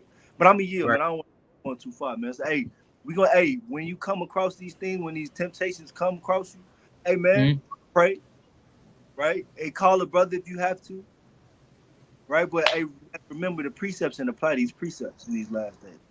I yield. I gotta go for my. I'll be back. No, even with that being said, just to add on to that too. Well, no, I take that back. Nah, we're gonna slide to the next point. Salakia. Finish grabbing that Romans 5:1, please. John, I got you, King. This is the book of Romans, chapter 5, verse 1. Therefore, being justified by faith, we have peace with God through our Adonai Yahweh Shai HaMashiach. Yep, keep going. By whom also we have access by faith into this grace wherein we stand, and rejoice in the hope of the glory of God. Verse 3. And not only so, but we glory in tribulations also. What we do in tribulations? Say again. What we do in tribulations? And not only so, but we glory in tribulations also. No, the reason why we glory in tribulations, because it gives us a chance to exercise what we learn, what we know, what the Most High is trying to show us, right? And a chance to master that. And once we master that, we can move on to something else. And it just makes us better, and it builds us up to make us stronger to do His will. So it's a glorious thing, and it's a joyful thing. We got to look at these things spiritual and not so much carnal. But keep going. Okay. Knowing that tribulation worketh patience. It worketh what? And knowing that tribulation worketh patience. Right. So when you go through something, it's going to make you more patient. So hence, when a situation does arise, you're not going to fly off the handle and be angry immediately. You're going to be able to, put forward patience and apply that however it needs to be applied in that particular time. But go ahead. And patience, experience. And experience, hope. Yes, sir. Finish it out with verse 5, please. Okay. And hope maketh not ashamed, because the love of Yahweh is shed abroad in our hearts by the Holy Spirit, which is given unto us. Right. So that's a way to show patience, right? Slide over to 2 Corinthians chapter 6 from the top. 2 Corinthians 6 from the top.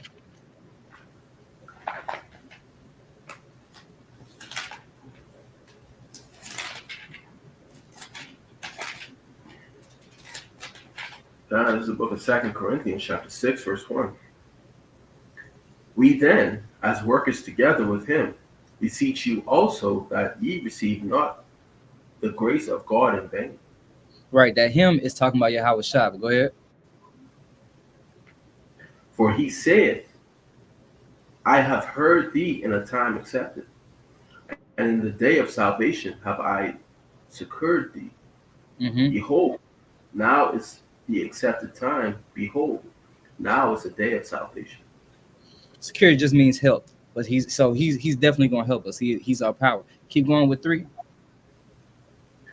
Giving no offense in anything, that the ministry be not blamed. That's very important too. Giving no offense to the ministry can't be blamed. Now you got to think about it too. Like obviously y'all said earlier, we don't just labor for ourselves, right? We labor for others too. So you're an example. You got to understand, kids is watching, your enemies is watching, somebody waiting for you to slip up just so they can use it against you and crucify you, so to speak. And then on top of that, we're representing the camp. Everybody got a crest across their shirt, right? So we represent one another. And I kind of learned this even in school. You're representing something.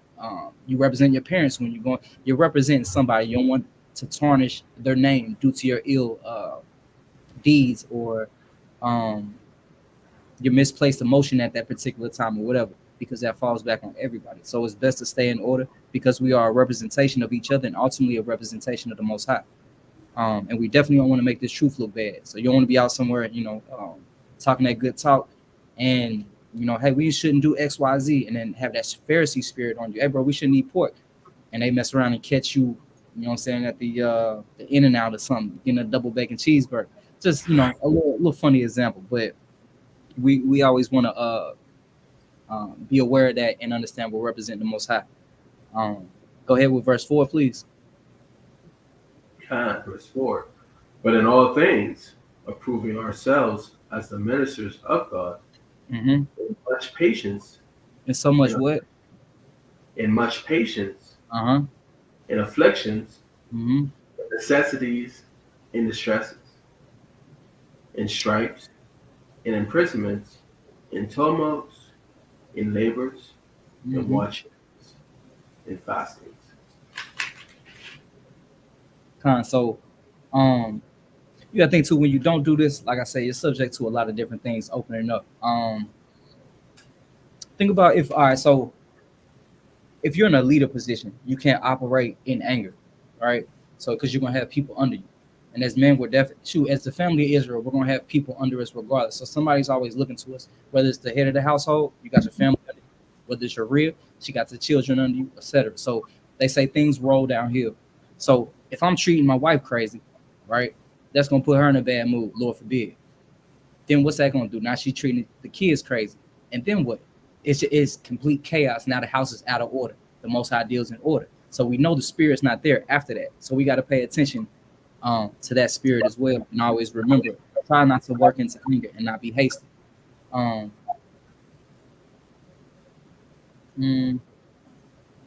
Yeah, but it just converts chaos. Going to it, the Bible speaks upon that when you can't control certain things. Let's get Proverbs 25 and 28. Yeah, 25 and 28. Real quick, any officer got anything by chance? I was gonna touch on. Y'all hear me? I came in the house. Yes, so No, we get you. I know. So I came. I was gonna touch on that situation, the family situation. Yes, sir. Right, I mean, hey, brothers, we definitely got to be mindful of how we treating our families, man. We always give me chapter 6 and verse number 1. What was the book? Get that. No, I couldn't hear you. What was the book? Galatians 6. Oh, Galatians. My fault. Yeah, beard and birds.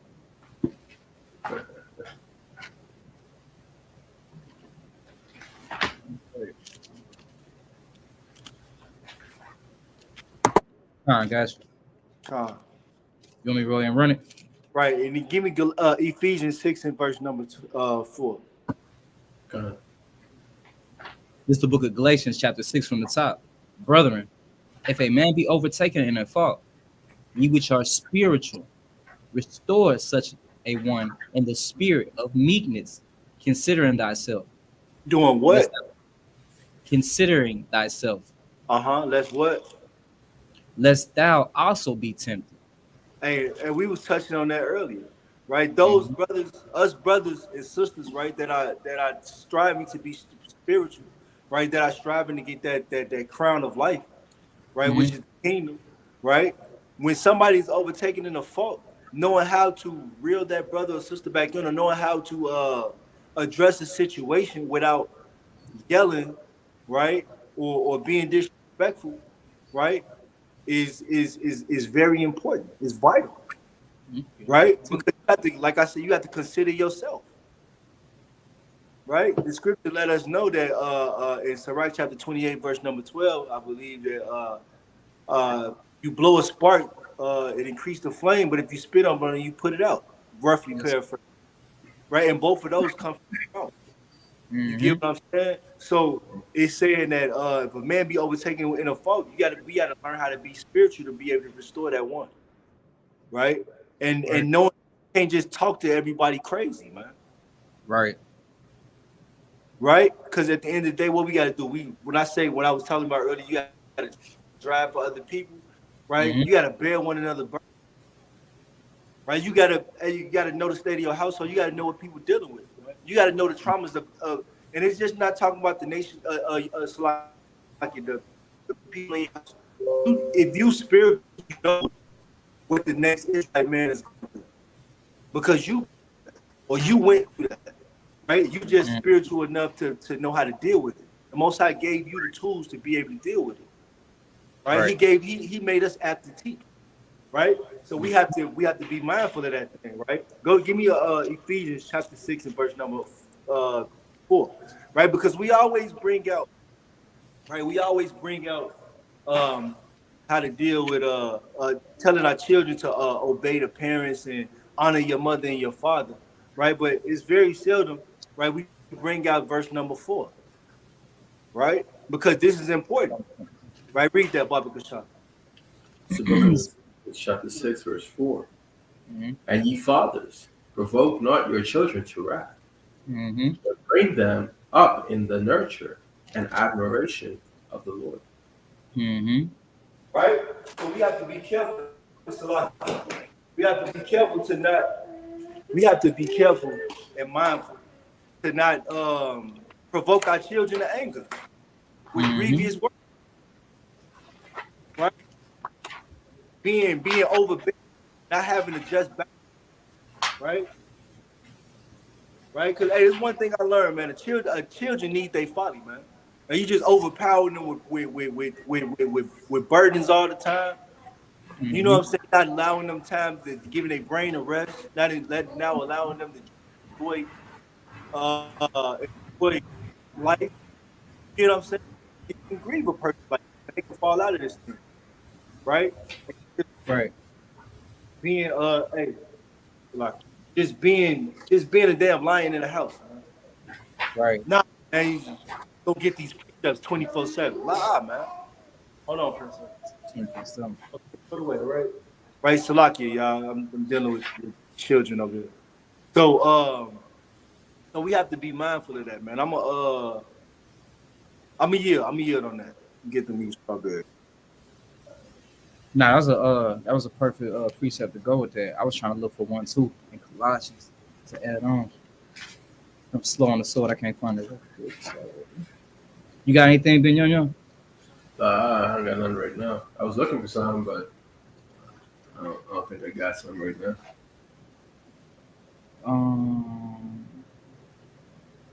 Yeah, just to add on to what the officer was saying, Colossians chapter 3 and verse 21, it says, "Fathers, provoke not your children to anger, lest they be discouraged." Like he was saying, don't put too many burdens on them because it will discourage them. They young, they got to sift through.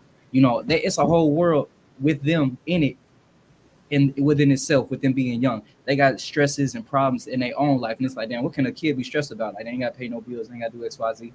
But just the pressures of the world, pressures of friends, trying to be on them, which of course isn't no excuse. I'm just saying this too, but for us to be aware as parents.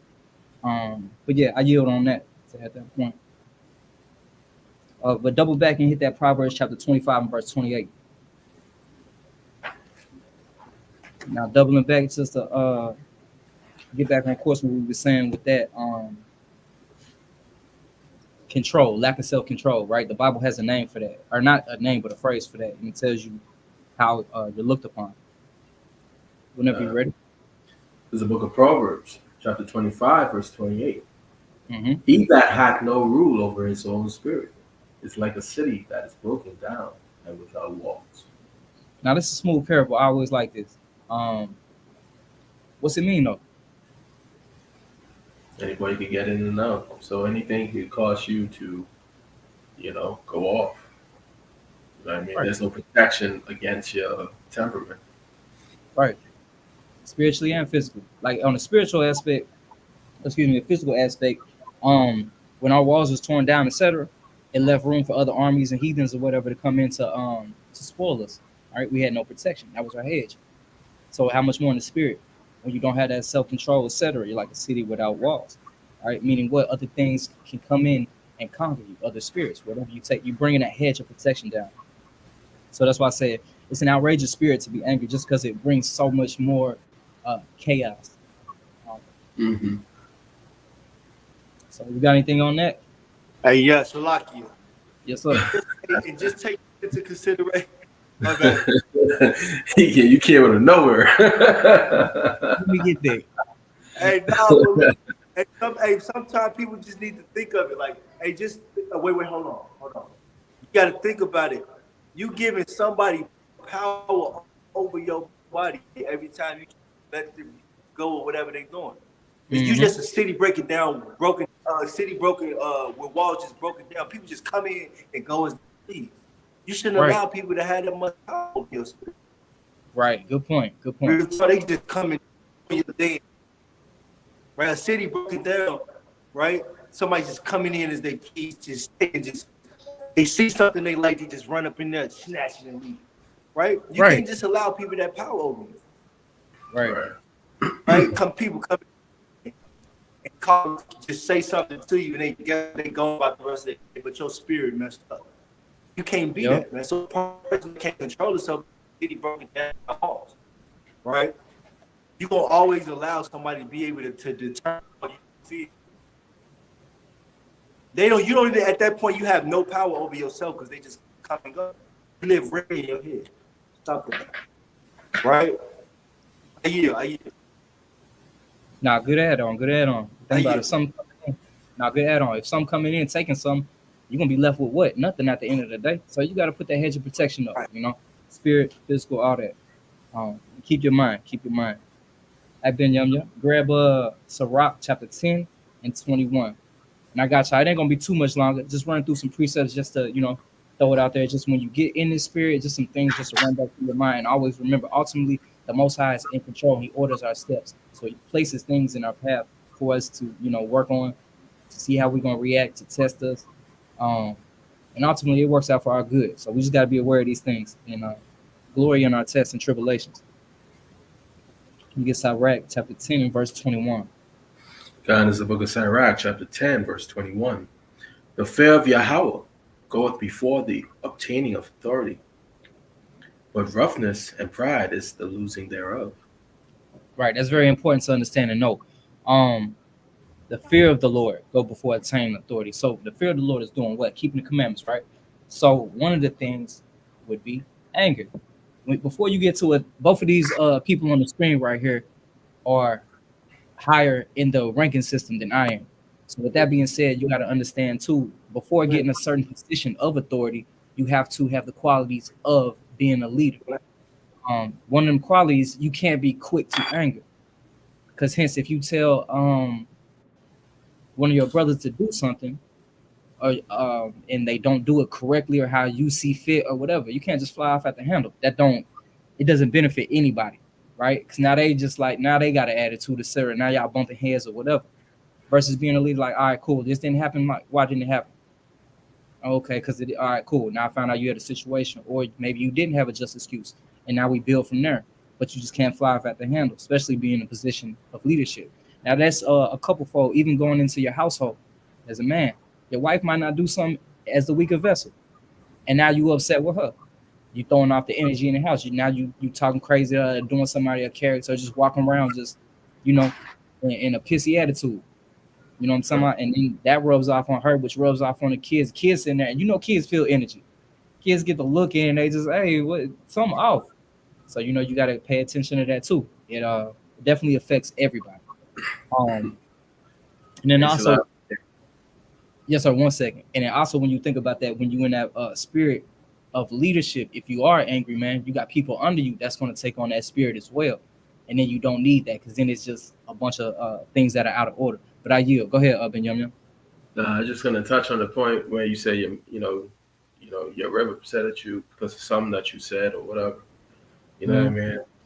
I mean, you always know the signs of it, right? The not speaking, or the short words, the music playing in the background when you're walking around the house, right? Kind of giving that subliminal message of where her thoughts are right now. You know what I mean? Things like that. And our wives being the weaker vessel, they communicate in a different way from us sometimes, right? Right. We as men, we could take stern talking to, or we could take some roughness. You know what I mean? But at the same time, we have to be able to know how to perfect that balance when it comes to talking to our women, right? Mm-hmm. Because sometimes a woman listens to the tone of the voice, right, or the way something was said to her than the words that were said, right? Right. So coming in, having that understanding, you have to be. Your words have to be sprinkled with salt. You understand? The way you present something also needs to be sprinkled with salt, right? And that's a learning battle for me. I know that's a learning battle for a lot of the brothers right now in Israel, right? Because we're on the streets, we bringing it out, we telling Esau about their destruction, and we trying to wake up our brothers and sisters. Mm-hmm. But at the same time, we're moving in so much confrontation with a lot of people, right? Once we get home, it's like that balance don't come back. You know what I mean? Oh, you Hebrew, you a Hebrew Israelite every time, like all the time. Like, and when I say Hebrew Israelite all the time, it's like talking with that man that's girded up with the armor, right? Mm-hmm. Ready to fight, ready to, hold this position, right? But what's it? Proverbs 28, the most high, false balance. Get that for me, King. I think it's a false balance. Yep. Give me a sec. I'm here. What are you asking? It's the book of Proverbs. False balance. Probably, yeah. Oh, fuck. I pulled Proverbs 11:11. I think this is what you want. Well, it's something in 11, one. 11 and 1. 11 and 1. Yeah, There. My fault. this I book of don't know why I Proverbs. missed it from. It's like no sweat. Book of Proverbs, chapter 11 from the top. Listen up, Mhm. Israel. A false balance is an abomination to the Lord. Right. But So a but fall. it just wait. You It's can like finish it my up. bad. So no, it's okay. My fault. You can finish up here. But it just wait is his delight. God. So if we are priding ourselves on being man of the Lord, that means that we need to do things of the Lord. So Mm-hmm. if a false balance is an abomination unto him, right? But a just way is his delight. We should be delighting in being able to, once we walk into our sanctuary, once we walk into our home where we have our wife and our children, we Mm-hmm. should be able to be the men that can lead them in all righteousness. Right. That's our purpose. That's our mission. You understand? Your wife should never feel like she's adversarial against. Sorry, your wife should never feel like you're adversarial against her. Right? All words must be spoken in kindness, meekness. You Right. understand? Your children also as well. You can't be like what first officer Yawasop was saying. You gotta give your kids a chance to be a kid sometime, right? Yeah, you could be in there correcting, but correct when the time needs it. You Right. understand? Because there's sometimes children got to learn on their own, right? Mm-hmm. And then that's a teaching lesson right there. That's a teaching moment, right? I know Proverbs says that uh it says that a father chasteneth his son betimes, right? Yeah. So that means before a matter even happens, yeah, we tell you about it. Like we get on you and we tell you what's supposed to be happening. We basically try to direct you through that obstacle or that challenge, right? Us as fathers, we have to be that wisdom in the house. Have to. You understand? So, because man, we see everything. We are always observant. We're looking Salaki. for what's up. Salaki, I definitely apologize. It's on my mind real quick too. And watch how you talking to these women. Straight up. That's somebody's sister, that's somebody's mother, that's somebody's daughter. Watch how you talking to these ladies. Straight like it. But I yield. Go ahead. Okay, because they always they hit you with that one in reverse where would you want someone to talk to your daughter like that? Would you want someone to talk to your mother like that? Your That part. grandmother like that? You'd be like, you ready to put hands on somebody if they That speaking all types of sideways, so then that to your parents, or to your mom, your sister, your wife, whatever, or your grandmother, right? You do is be ready to put people to death. You understand? But that's a good point, King. But at the same time, and the same token, you know, that anger management deserves balance, right? right, right. Because the scripture says that the Lord is mad with the wicked every day. Every day. Every day. You understand? So let's be mad at wickedness, not our family and the people that we cherish the most. I'm a you on that. Time. Even with that being said, we have to eschew evil, right? Eschew just means stay away from, completely avoid. All right, as the scriptures tell us. So we don't even want to, hear no evil, see no evil, speak no evil. Once again, being aware of, the season that certain things need to happen. But moving on to the next. So to shift gears a little bit to let me get Amos 5:10. It's still dealing with anger, but these are some things that bring on anger as well. Amos chapter 5 and verse 10. It's a lot of times too, with correction, we don't want to hear it. Um, Especially kind of when you got that spirit on you too, and you just ain't feeling it. You might be mad, upset, whatever. In your own mind, you're correct. You just don't want to hear it. And then somebody correcting you, of course, in love, and you gotta be saying nothing crazy or upbraiding you or just talking loud or whatever. They can say it, very lovingly and meek. You pissed just because in your mind too, you're not wrong. So sometimes correction can bring forth anger. Go ahead and run that, King, when you get it, please. Kind is the book of Amos, chapter 5, verse 10. They hate him that rebuke in the gate, Mm-hmm. and they abhor him that speaketh uprightly. Right. So when you're correcting somebody too, they don't like that most of the time. Who likes to be corrected? Just being honest.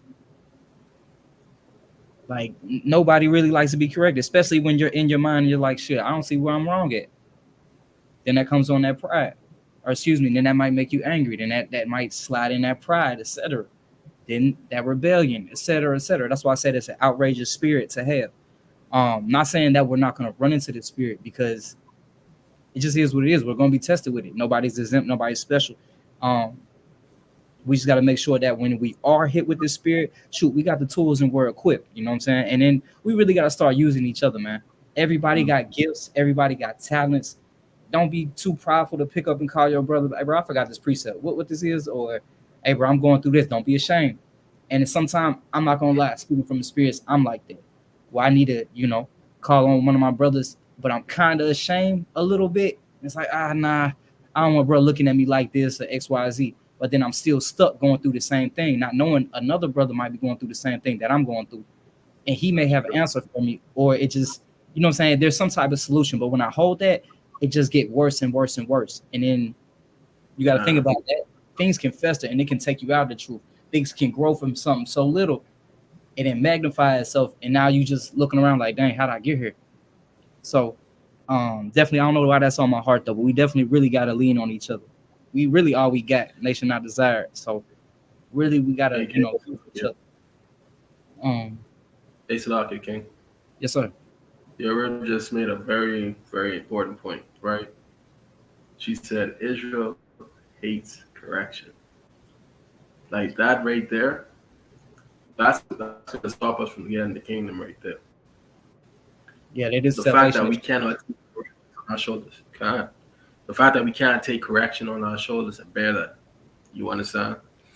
I was going back in the beginning of this class when I said like, yo, I was humbled. You know what I'm saying? Whereas, get me a 1 Corinthians 8:1, right? And no knock making jokes about this, right? But but I mean, this is how I felt. You know what I'm saying? I was put in a situation where I wasn't the smartest in the room. You know what I'm saying? And you want to be the person who isn't the smartest in the room. You want to be learning. Get me the book of Sirach 6:2. I think 33. I want. Hey, Aki, I want to say something. It's crazy. Israel, it's not like Israel. Israel don't like correction coming from their own people. Yeah, that part. That's a good point too. Yeah. If they see somebody a little bit more successful than them, right? More than likely somebody of another nation. Yeah. Right. More than likely somebody who had the sin to get there. Right. They'll take in correction or whatever it is from them. Right. But they don't like taking correction from their own people. Right, because and especially their own people in righteousness. Right? Hold on.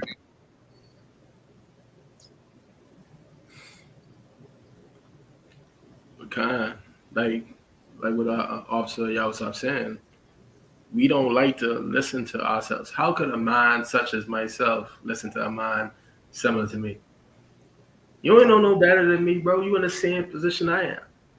You understand? Right, and that mindset, Salaki, that way of thinking, it gets you destroyed. Right. Proverbs 29:1 it says, "He that being often reproved, harden his neck, shall suddenly be destroyed. That without remedy." Right. Somebody coming to you, steady telling you to, hey brother, you gotta change the way you behave yourself. Right. Your wife telling you, hey, you kind of need to watch how I wish you watch how you talk to me. Right? Right? Just people telling you, hey man, maybe you need to just lighten up on your children just a little bit. Right? Right? And hey man, you need it's the same way hey man, you need to stop smoking. Hey, you need to stop drinking so much.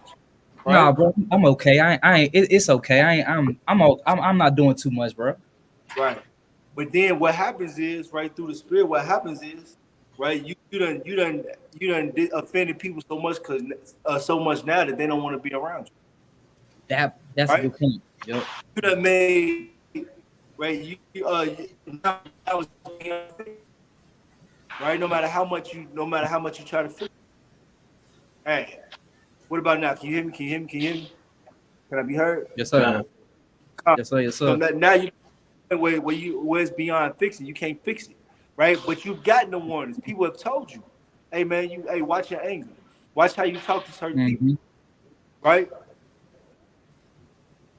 So Israel don't. It's not that we don't like taking correction from each other, and that's really the blockade, right? That's really the thing because whole time that's the curses, right? Because we lie Mm-hmm. to one another. So hearing Mm-hmm. that we need to change for one another, a person who don't really have much, right? A person that looks just like you, right? Who probably came off the streets. He probably was in the streets doing what he did or whatever. Got a pass, Mm-hmm. doing as reputation of behaving a certain. You don't want to learn from, but that's the person that the Most High gave you to learn from.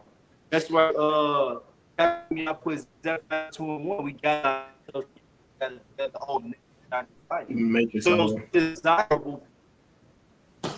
Man, Try it what again. about Try it again. Khan? So that's why the Captain Yaakov y'all put up Zephaniah 2 and verse number 1. Gather yourselves together, O nation not desired. We just a nation full of undesirable people, right? Right. But we got to learn to not look at each other as undesirable people, but learn to look at each other as loved ones, as brothers, as sisters, as people that want the people that want your well being, want the Mm-hmm. best for you, right? I yield. I yield. God, Mighty point.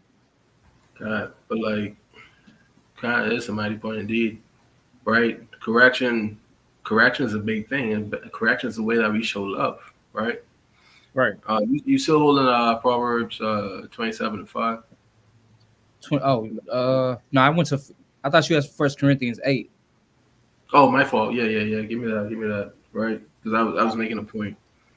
All right. God, Book of 1 Corinthians chapter 8 from the top. Now, as touching things offered unto idols, we know that we all have knowledge. Knowledge puffeth up, but charity edifieth. right? So knowledge puff it up, right? Mm-hmm. You know, when I came to this truth, I asked the Most High for His knowledge, wisdom, and understanding, right? Mm-hmm. But in my arrogance, right, I'm thinking, oh yeah, I got His knowledge, I got His wisdom. You understand? And I almost made myself feel like as if I was perfect, but I don't know all things, right? But that knowledge that I had, because I had more knowledge than a lot of other people, you know what I'm saying? So that knowledge that I had, it puffed me up, right? But the Most High is the ultimate humbler. You understand? Ain't You know what I mean? He put me in a room. He put me in a room of great men, right? Man, diligently doing the work of the Most High. You understand? They talking about the words of the Most High like it's water, it's air. like it's You know what I'm played saying? They breathing it. Yeah, like it was crazy. You understand? And I'm like, and I'm just gawking and all. Like this is what I want to obtain. I have to be here. You understand? I should never be fumbling over a precept. Because any precept they said, they didn't miss a verse. You know what I'm saying? They knew exactly what the words was. You know what I'm saying? And I was in admiration of these men, right? Give me the book of Sirach, chapter 6, verse 35. 6:35, correct? Yeah. It's the book of Sirach, chapter 6, and verse 35. Stand in the multitude of the elders and cleave unto him that is wise. Right. So that's something that I never used to do before. You understand? I mean, other than, my Adawanyam in the camp and stuff, right? But they ain't the only ones in the truth as well. They gave me enough understanding to like discern every spirit, right? Because we have a doctrine in which we keep, and I should be able to. I have enough knowledge now to chew the meat and spit out the bones. You know what I mean? Right. So am I above these things? No. Right? Keep going, Josiah. Verse 35. Be willing to hear every godly discourse, and let not the parables of understanding escape thee.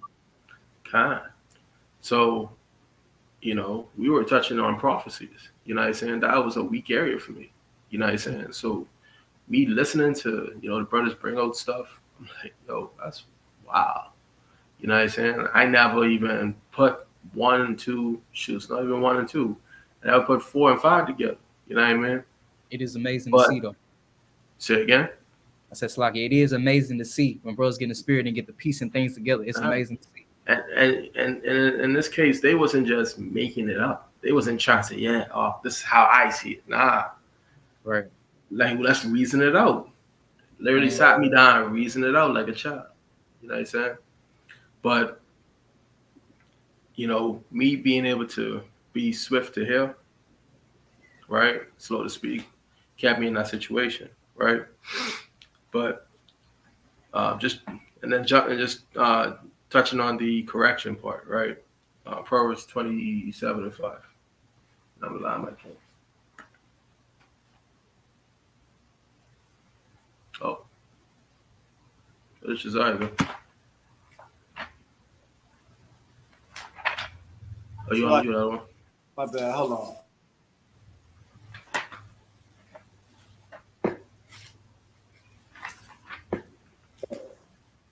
Right, it's the book of Proverbs, chapter 27, and verse number 5.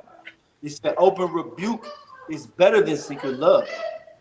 Faithful are the of a Salakia. No, kind. I was just saying right. That's all. Faithful are the wounds of a friend, but the kisses of an enemy are deceitful." Right. So, I mean, for the first part of that verse, that's really what it is. Like, open rebuke is better than secret love. I'd rather tell you what's going on, but why get mad at it, right? Israel hates correction. They're not willing to bear that correction on their shoulders. You understand? Keeping people, they get angry. Like, how do you know better than me? I've been in this truth for X amount of years. But even David said I had more, even he gained more knowledge than his teachers. You don't know what the Most High is giving to the next man. You understand? So, we have to be circumspect in this thing, right? Let me you. Hey, Salakia, my bad. Salakia, real quick. Give me, stay in Proverbs 27 and get verse number 12. All right. Give me, Sirach 28 and 28 and 6. Did you go to Sirach 28 and 6? 28. No, sir. All right, come. Let me get that Proverbs 27 and verse number 12. Right? Because one of the things about one of the main things, or one of the main ways you avoid, right, strife, right, and wrath and things of that nature, right, is to be able to see it coming. Right. Right? Sometimes you got to be able to acknowledge it and see it before it comes, right? Right, read that, Bubba. It's a book of there's a book of Proverbs, chapter 27, verse 12. A prudent man foreseeth the evil, and right, hideth himself. The prudent man foreseeth the evil. What does that word prudent mean? Right? Somebody pull it up on the screen if we can, Baba Kashan. Prudent man, the word prudent mean, right? Because the Bible uses a bunch of words we probably don't use as much in our everyday life. But these are words that we should get acquainted with. Right? We should get accustomed to knowing what these words mean. We should know what these definitions, because these things will save your life. Mm-hmm. Right? Knowing what prudence is, knowing how to be prudent, knowing how to be discreet, knowing what discretion is, knowing what discipline is, knowing what wisdom and knowledge and understanding is. Mm-hmm. Right? I don't know if Knox in the back, but if you could see this. I thought Benjamin was doing it. Yeah, kind of. You guys see it? You pulling it up? Kind of. I thought I shared it. Nah, you didn't share it. I didn't. No. Hey, just read the Baba Kashan. All right, kind. What's up? Prudent, acting with or showing care and thought for the future. Right. So it says acting, caring, or giving thought of what's going on in the future. Right? You got to be able to see what's coming before it comes. right? You got to be able to see, like, hey man, I see where this is going. You know what? Let me get up. Let me get off the phone, right? Even when it comes down with your rig, you know what? I see where this is going, bro. Before it gets there, hey, I'm finna walk away, bro, because somebody gonna end up in jail. Well, I might end up saying some things that I might not want to say that I can't take back, Right. right?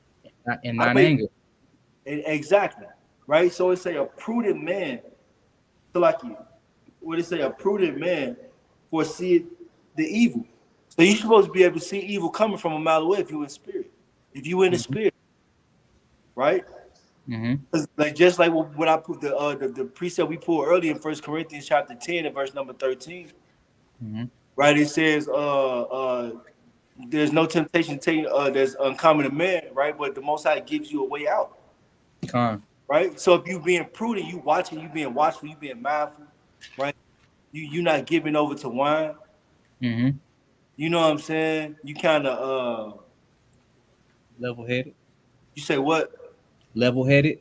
Right? You being circumspect, right? You'll be able to tell what's going on. You be able to foresee the evil, right? Read on. Salakia. Take his guard. Sorry. But the simple pass on and are punished. Right? So it say a prudent man seeth the evil and able to hide it, so get away from it. Right? If you prudent, you being watchful, you able to kind of move around, right? But if you a simple man, right, you will see it and you keep going. It's just like walking. It's like walking in. It's like walking in the street. You know a truck coming. Right. Per hour. Careless. Right. You know what I think I'm. You know what? No, you ain't. You know what I think I'm thinking. I think I can. I think I can. You know what? I can handle it. No, lie. You can't handle it, brother. You're You deceiving gonna be. yourself. You feel you gonna be ground beef, right? Mm-hmm. Sick ground beef. Straight up. So it's gonna be destroyed, man.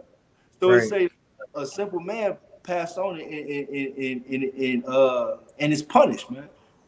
So if you're able to see what's coming, you got discretion to see what's coming, right? The Most High give you a prudence. Well, it's like you got prudence to see what's coming. You got the discretion on how to handle this, how to go about the situation. Right. Right? Let me get that in Sirach chapter 28. My bad. I'm gonna wrap it up, King. You gotta apologize, man. You talking scriptures. I ain't tripping on none of that. You said Uh, Sirach 28 and what? Sirach 28, and let's get verse 6. It's the book of Sirach or Ecclesiasticus chapter 28, starting at verse 6. Remember thine end, and let enmity cease. Remember corruption and death, and abide in the commandments. Right? So a prudent man or prudent sister, right, is gonna think about the end before it gets here. Mm-hmm. Like, look, you driving in a car, somebody cut you off. You know what I'm saying? Somebody merging in at the last minute, Mm-hmm. right? You get back on the side with him, you yelling, you cussing and spitting, throwing something out the window, right? So hey, you could behave in that manner. That person hop out with a gun and shoot you. Hop out the gun, hop out the car with a bat or crowbar or something, hit you over the head with it. Now you dead, Mm-hmm. right? Or you may have to put yourself in a position where you may have to do something to them. Now you got to go fight a case. You Right. want to, right? Because you didn't foresee the end. Right? They say remember the end and let enmity cease. What is that enmity, man? Let's look up that word. That's another word we probably don't use up. Let's look that word up. The word enmity. All right, these are words that we need to get accustomed to hearing and reading. So I'm enmity. If you got it, I mean, if you need it, let me know, and I'll throw it up there too. Okay. Precept. The state or feeling of being actively opposed or hostile to someone or something. Or what? Or hostile, right? Okay. We don't need the behavior. We don't need to be engaging in, man. So it say, remember the end and let enmity cease, man. No, hey, Khan, all praise to the Most High. We got it. Hey, can you blow it up a little bit? I don't know if it's just me. Thank you.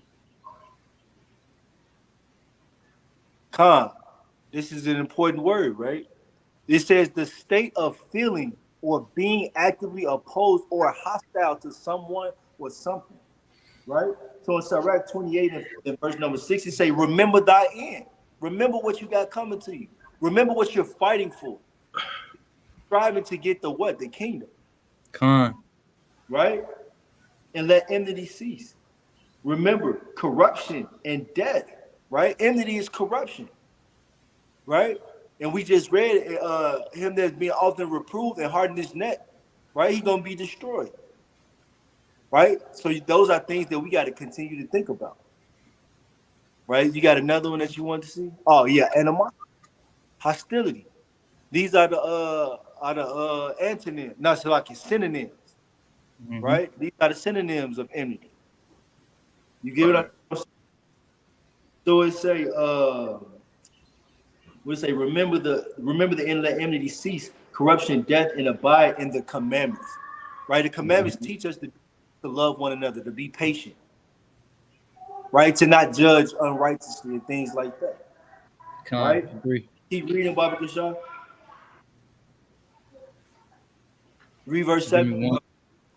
Yes, sir. Give me 1 second. I had dropped it. I got it.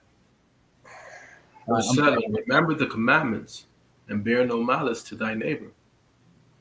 Remember the covenant of the highest and wink at ignorance. Right. So another spiritual person, right? Being spiritual, having the wisdom, knowledge, and understanding that the Most High give you, right? Knowing how to wink at and knowing how to wink, having the discretion to wink at ignorance, right? Learning not to have malice, man. Right? Bear no malice to thy neighbor, right? Because you have to remember the covenant. Because at the end of the day, if you have malice towards your neighbor, right? If you don't have mercy, you don't show grace to your neighbor, your husband, your wife, your children, your brother, your sister, your father, your mother, right? What makes you think the Most High is going to give you that same thing? He's going to let the anger, he's going to let the wrath of his anger consume you. And don't none of us want that. Don't none of us want no problems with that. At all. Right? Read verse 8, Baba Bashar. Verse 8. Abstain from strife, and thou shalt dismiss Slakia. Abstain from strife, and thou shalt diminish thy sins. Hey, it tells you to abstain from strife, to go away from, stop it. And thou shalt diminish thy sins. Being knowing how to wink at the right? Knowing being able to see something coming, having the wherewithal to be able to, you know what, I'm not gonna behave in this manner. I keep saying it, but hey, there's something we gotta keep saying. It's something we gotta constantly remind ourselves of. Right. Because we trying to seek the kingdom. We trying to build the nation. Right? We're learning to love one another all over again. Right? You say keep going, Baba Kishar. For a furious man will kindle strife. A furious man is gonna kindle that strife. That's all you want to do. You want to just fight and cause fires and burn your. And what you're ultimately gonna do is burn your house down, brother. What you on the inside of it, right? So like, I mean, yeah, man. I'm not trying to hijack the brother lesson, man. The brother bringing out a mighty lesson, man. Most time, man. Man, I'll praise the Most High. Now cut that out, bro. You good? That's a mighty precept because it's bringing me to the mindset. It's adding on perfectly. When you abstain from strife, you gotta think about it. It didn't got to a point past anger, so that's why I didn't say it's okay to be angry. Right. But now you're at the point of strife, right? Now you looking to get even. I gotta get my lick back, and now you acting out of character, and you're going against the Most High, and you sinning, and that's one thing we don't want to do because now we transgress the Most High. Now we in trouble with the Most High. You got Ephesians 1:26. You said 4:26 or 1:26? 4:26. Oh, you know, I got it. Come. Yes, sir. I think if you want to pull it though, I could weave it in. It's not no problem. No, I mean, because you just said you just kind of went into it a little bit. So I mean, let's get it. No, let's get it.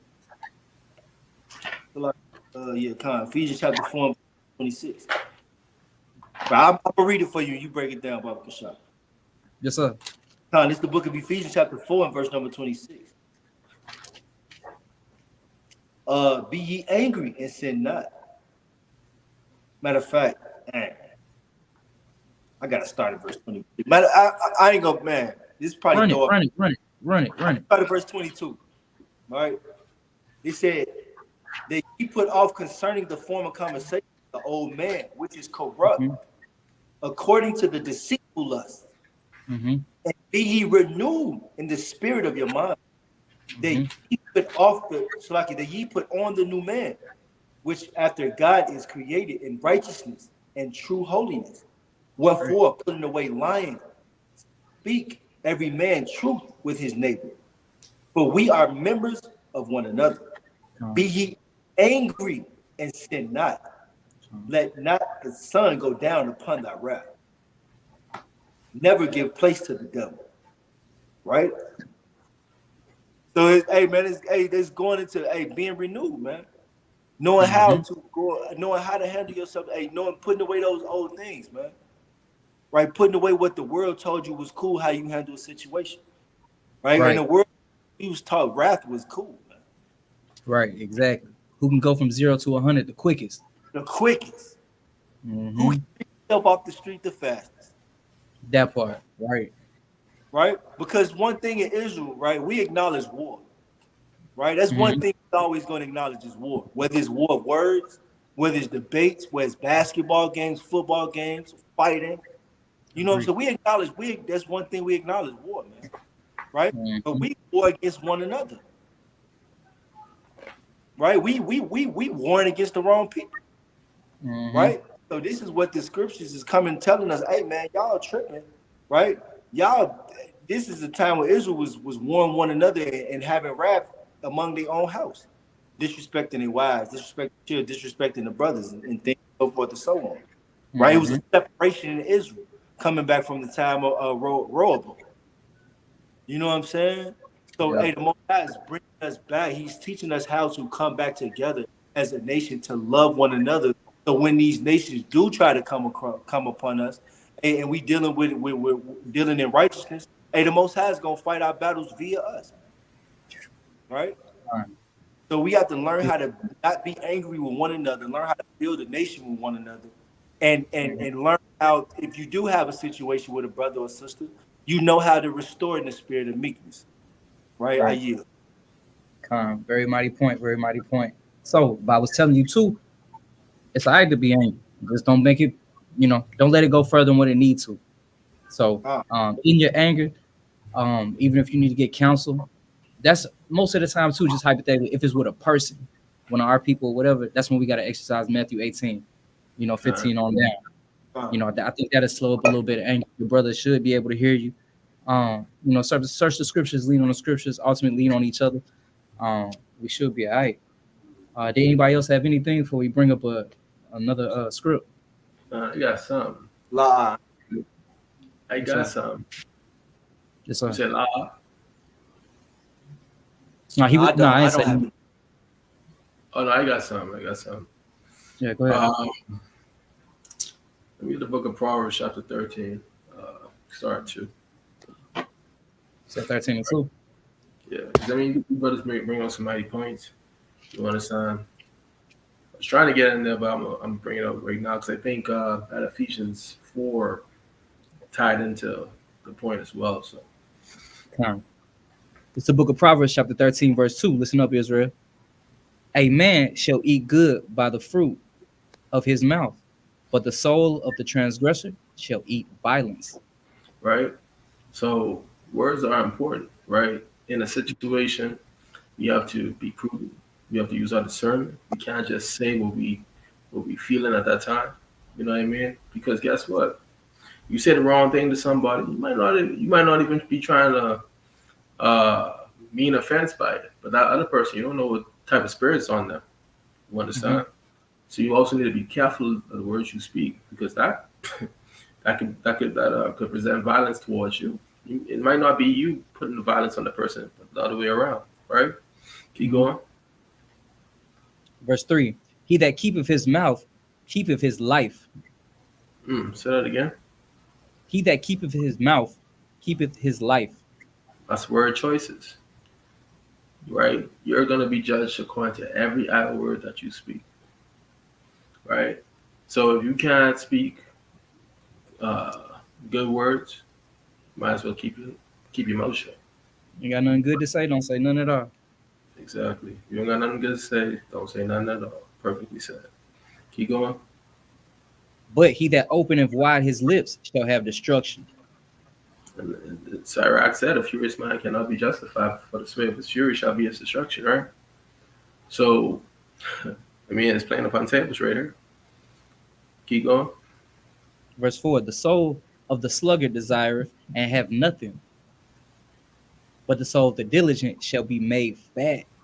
Right? Wise decisions, you get good reward. Mm-hmm. Wise decisions, you get good rewards for. You understand? Mm-hmm. You taming your mouth, you making sure you speak um, good communication towards other people. You're gonna reap up the you're gonna reap up the rewards of your mouth, right? But keep going. Read 5. A righteous man hateth lying, but Right. What it said? wicked. What it said back in Ephesians, right? It says,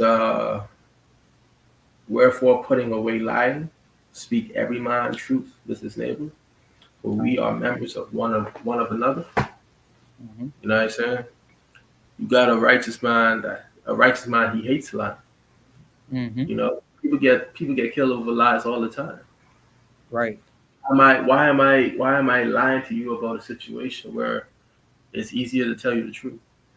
Oh, I fear that you're not going to take it well. Well, I shouldn't have put myself in that situation. I shouldn't have put you in that situation, or whatever have you, right? But lying can cause you to get put to death, right? Lying is a sin according to Leviticus 19. And Slaki, just to add into it, look at Emmett Till, perfect example. Lying can get you put to death. She lied on him, said he did XYZ, he didn't. They beat that man to death. That's right. That's one example. I hate lying. That can get, you know what I'm saying, one of your brothers jammed up. They can get you jammed up. Most I said, don't deal falsely with your brother. So you can't lie to your brother. Right. So a lot of our people are behind prison because of a lie, right? Mm-hmm. Keep going. Verse 6, righteousness keepeth him that is upright in the way. But no. You got to finish 5.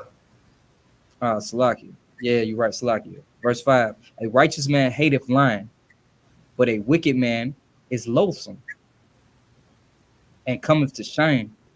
Right. So loathsome, I had to look that up real quick. So loathsome means causing hatred or disgust, repulsive.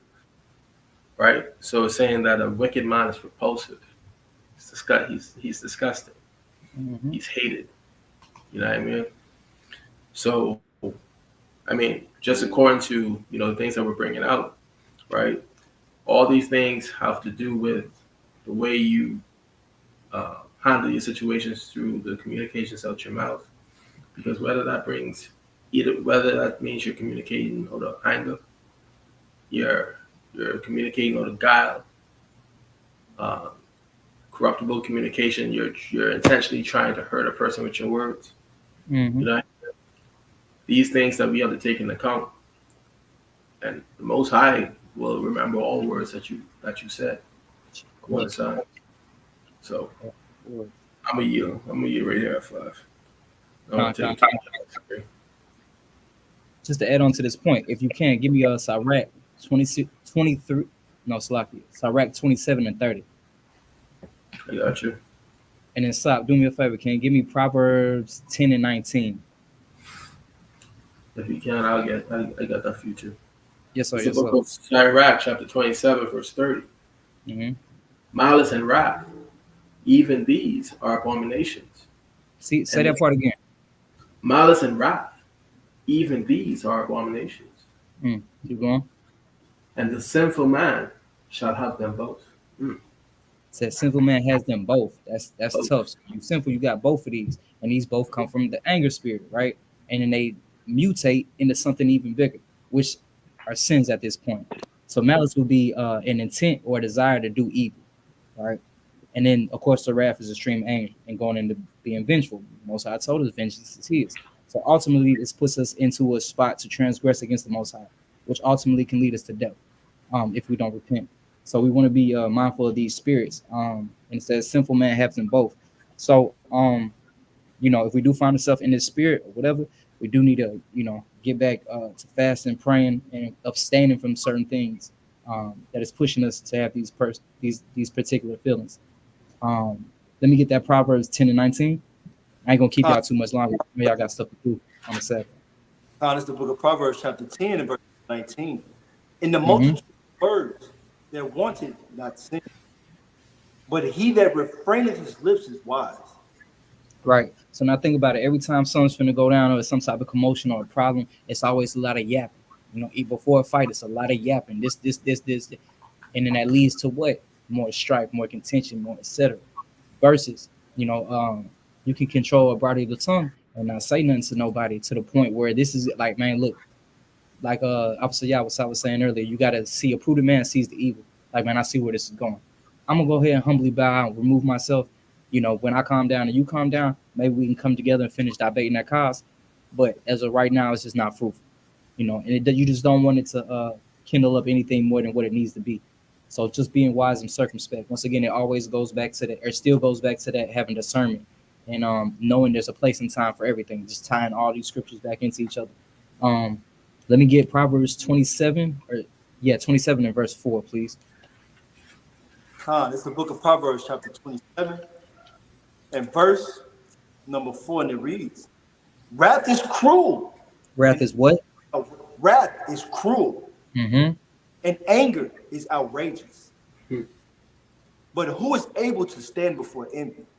Right. So anger is an outrageous emotion, right? Because then a lot of things, once again, it comes from. I heard a clip. I'm just going to explain it. It's real graphic. I'm not gonna lie. And then I know it's Sabbath, so babies might be watching, etc. But I don't exactly know where it was at, but I want to say it's either Brazil or Mexico, but it was our people, and they was in a pool hall shooting pool. Some dudes was betting, lost their money, went got some more money, lost that, so they was sick. Some bystanders, people was just sitting there, seen them, and they laughed at them. So one dude pulled a pistol, held him at gunpoint. The other dude went to the car, grabbed a shotgun, and he came back and he executed everybody. Just off that, like he got way past anger, and he went into a wrathful mode. So in that wrathful mode, he killed a 12-year-old little girl and her dad. It was crazy. Shot him down like dead in the street. It's all on it's graphic, but clearly y'all can picture that. But the whole point is that anger led him to do something, and I'm pretty sure that was completely out of character. He might have had anger issues, et cetera, but for somebody to laugh at you and you snap and you execute like 9, 10 people, I mean, it's tough. That's why I said wrath is cruel. That's a cruel work to to execute. Yeah, not you. Yeah, seen it. It's wild, but Lord bless their household. Having to deal with that those losses, and not bless your household too. I just can't. Not trying to put business out there, but you in the prayers too. And if y'all can't keep knocking y'all prayers, you got a personal family situation. Pray for his strength and his family's strength and endurance through this time. Moving on. Let's get Ecclesiastes 7 and 9, please. And also Proverbs 20 and 24. The book of Ecclesiastes, chapter 7, verse 9. Mm-hmm. Be hasty in spirit to be angry, for anger rested in the bosom of fools. It's lucky. So you don't want to be called a fool ever. Fool is not a good adjective to be described by.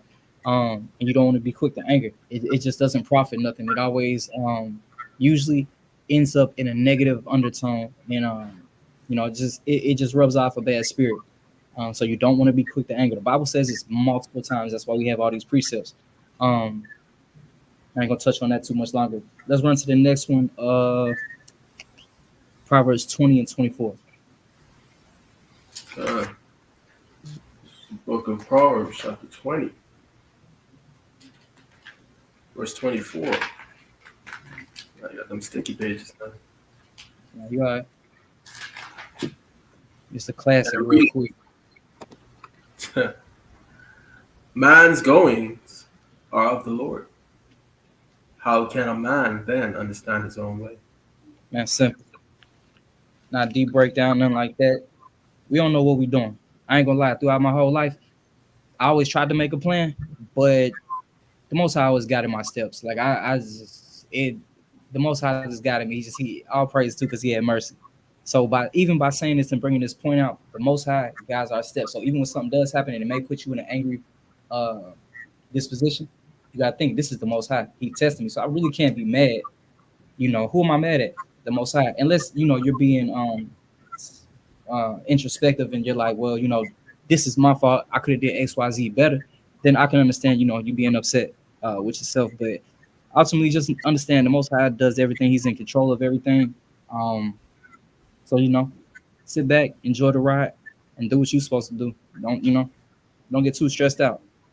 I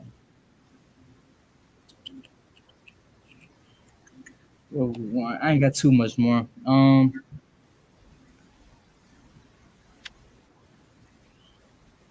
Let's go with Titus 1:7. And if you can you get that in the GNT? Titus 4:7. Yeah, Titus 1:7 in the GNT, please. Okay. There's a book of Titus, chapter 1, verse 7. And it reads, "For since a church leader is in charge of God's work, he should be without fault. He must not be arrogant or quick-tempered, or a drunkard, or violent, or greedy. He must not be arrogant or quick-tempered. That's the part I wanted to. Or a drunkard, or violent, or greedy for money." That's crazy. Yeah, all praise. So now with that being said too, that's the part I wanted to. We can't be quick tempered. It's amongst a list of other things too. But since we're focusing on this anger, being a leader and doubling back to the position earlier, when you are a leader, you have people under you and you can't act unjust. You don't be quick tempered. You might be at a feast day and I don't know, a bro might tell you to set something up and you get a phone call and you forget and you're like, hey bro, why you ain't? And you just blank on them. And it's just once again, you're in a bad spot. So just having these qualities, all these are exercising fruits of the spirit. We find ourselves in these moods. We got to ask ourselves, like, am I in the spirit? You know what I'm saying? Is any of this operating in any of the fruits of the spirit? And if not, shit, it's not no sweat. It's a blessing you caught it, focus up and, correct it. Let's get 1 Peter 4:12 through 13. First Peter, chapter 4, 12, and it reads. My book of them. Hold on. Salaki, let me get Galatians 5:16. I'm gonna close out with 5:16 last. It's the book of 1 Peter chapter 4, verse number 12. It says, "Beloved, think it not strange concerning the fiery trials which to try you, as though some strange thing happened unto you. Mm-hmm. But rejoice in as much as ye are partakers of Christ's sufferings, that when ye glory, that his glory shall be revealed, ye may be glad also with exceeding joy. If ye be reproached for the name of Hamashiach, happy are ye, for the spirit of glory and of God rested upon you, and their part he is on their part he is evil spoken of, but on your part he is glorified." Praises. So with that being said, too, we got to glory in these trials, man. It's once again, it's a blessing, man. And when you really think about it, and I don't be always in this mindset, but when I'm in my correct mindset, it's like, man, we going through these trials for a reason, and it's building us up. So ultimately, we can get to the kingdom. Like, man, all the bull I done did, like, I'm happy to get one of these trials so I can apply what I've been learning. It's not just to be learning these precepts just to throw them out to everybody. Like, hey, look what I know. Oh man, that brother must be mighty. He know a lot of precepts. But what if you're not applying them to your life? It's null and void. So you don't want to sit there and just be a dry tree. You want to make sure you're actually, when you do teach yourself as well, like Paul says in the book of Romans chapter 2. Um, I digress on that. And the last one, if you don't mind, let's get that Galatians 5:16. And then if any other officers have anything, um, they can touch on what they got, and then we'll close it out. Uh, this is the book of Galatians, chapter 5, verse 16. This I say then, walk in the spirit, and ye shall not fulfill the lust of the flesh. How you supposed to walk in the spirit, right? Because when you are in the spirit, you don't fulfill lust. So what can be some of them lusts? Jump down to 19. Verse 19. Now the works of the flesh are manifest, which are these: adultery, Right, fornication, right, uncleanliness, right, lasciviousness, right, idolatry, right. wrath, Mm-hmm. hatred, Anger. violence, Mm-hmm. emulations, Mm-hmm. wrath, Anger. strife, Anger. seditions, Mm-hmm. heresies, Uh-huh. envyings, Oh, anger, murders, drunkenness, which can bring anger. revelings, Revelings, yeah, which can bring anger. and such like, of the which I tell you before, as Mm-hmm. I told Slakia, as I have also told you in time past, that they which do such things shall not inherit the kingdom of God. Simple, man. When you're being angry out the spirit, or angry to the point where it makes you sin, it says the angry man, or excuse me, that spirit won't get the kingdom. Think about it, ain't nobody finna be walking around the kingdom, lip tight, lip poked out, just mad. For what? Like, man, we in the kingdom. Like, so even with that being said, we gotta think about it, man. A future is coming upon us. Where the Most High finna send His Son back. So with that being said, that should give us some type of comfort and joy, because everybody else that had a spoil of us is gonna get their payback double fold. But it's contingent on something. We got to do what we must do and make sure we can make our calling to election sure. Um, we just want to make sure we're. My fault. I had something in the background. I was trying to listen and think at the same time. I apologize. Um, and I appreciate that, Elder. Appreciate that a lot. Um, but yeah, we always want to work in the spirit, stay in the spirit, um, lean on one another. Don't get out of your character. Use discernment. Know there's a time and a place for everything. Usually, anger comes from a lack of patience. So we need to work on our patience with each other. Um, and that's all I got. All praise to the Most High, and I appreciate you, brothers, for coming on, laboring with me. I really, really don't take that for granted. Thank y'all. Con, all praise All to the praise Most. to the Most High. Con. All right, let me get First Corinthians. Let me take Corinthians 10 and 13. And Sirach 37 and 27. I got Sarah. All right, first I got the First Corinthians. You said First Corinthians. What King? Sorry. 13 verse number 5. Con. All right, yes sir, yes sir. You did say first, correct? Second. Second. Salakia. It's the book of Second Corinthians, chapter 13, verse 5. Salakia on the mishap. It's all good. King. It says, examine yourselves, whether ye be in the faith. Prove your own selves. Know that ye are not, Slacky, know ye not your own selves?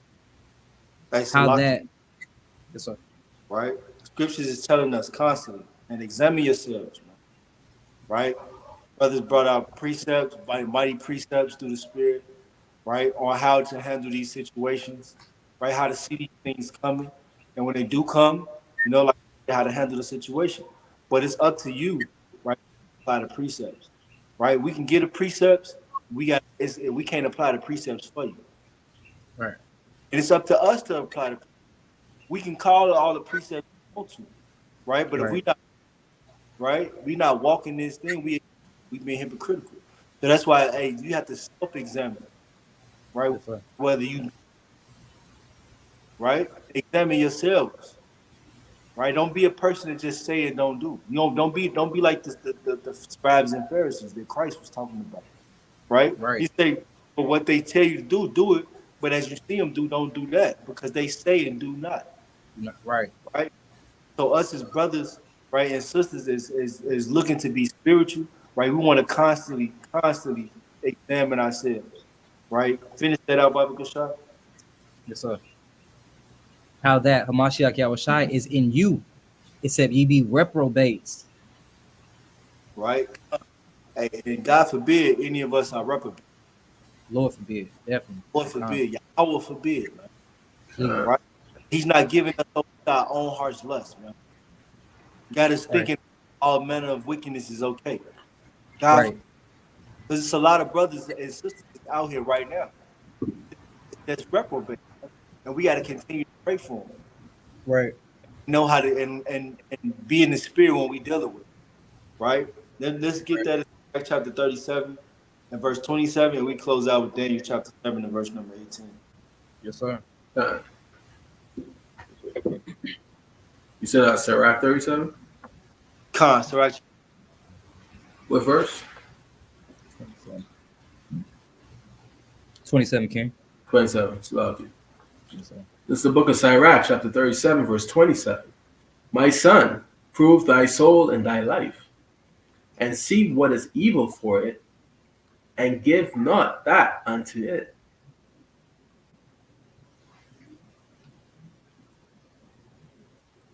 Y'all, what's up? You there? Excuse me. Run it back. And I've been talking on me, my bad. So that's the part of examining yourself is knowing what's good for you, knowing what's not good for you, knowing what situation that you can handle, knowing what situation you can't handle, right? And knowing when to get out of those said situations that you cannot handle, right? And knowing where to go for a situation that you might need help on, right? So we say the scriptures telling us right here in Sirach chapter 37 and 27 is to what? Prove yourself, man. Right? Don't hey, know what's good for you. Everybody can't handle everything.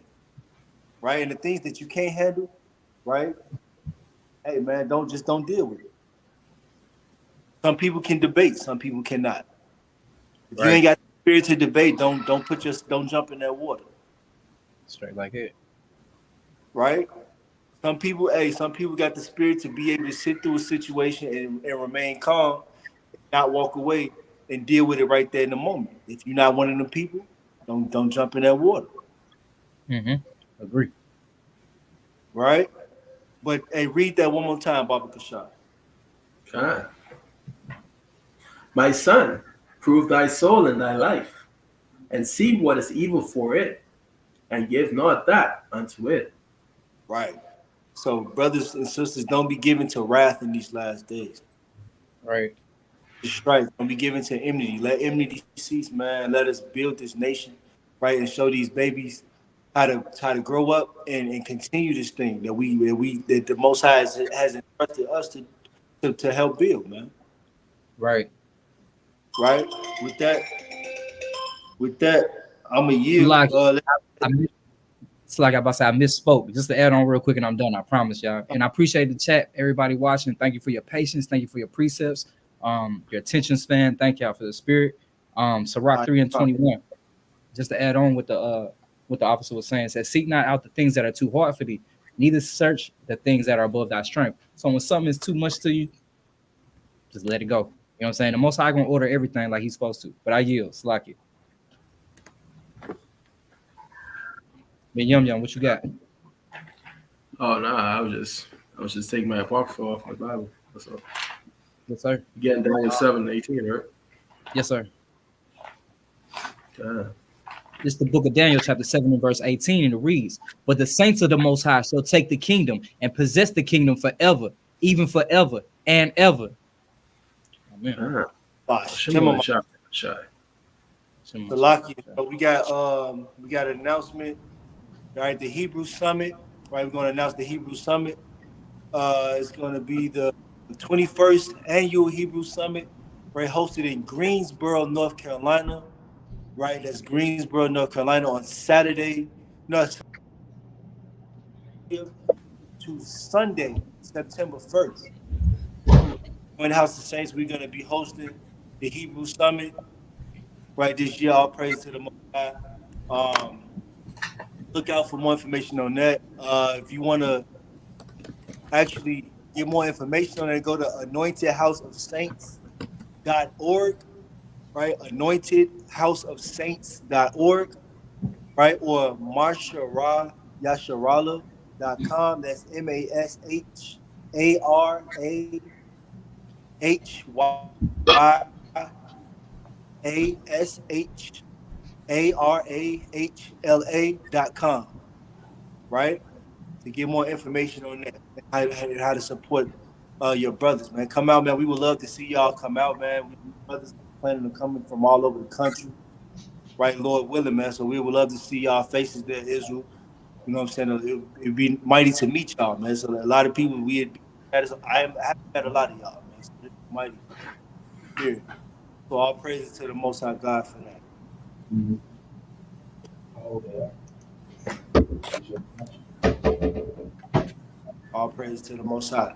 So with that, want to give all honor and glory to Yahweh Hashem Yahushua, Officer Yahusah.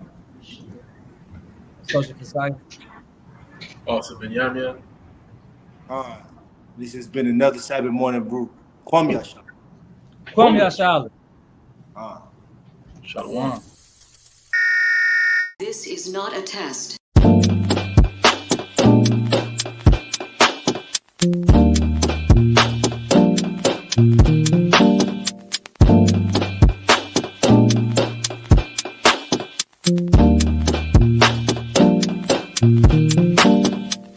Black skin, black sauce, black Jesus, black music, black skin, black sauce, black Jesus, black music, black skin, black sauce, black Jesus, black music, black skin, black sauce, black Jesus, black music, black music, black music, black music, black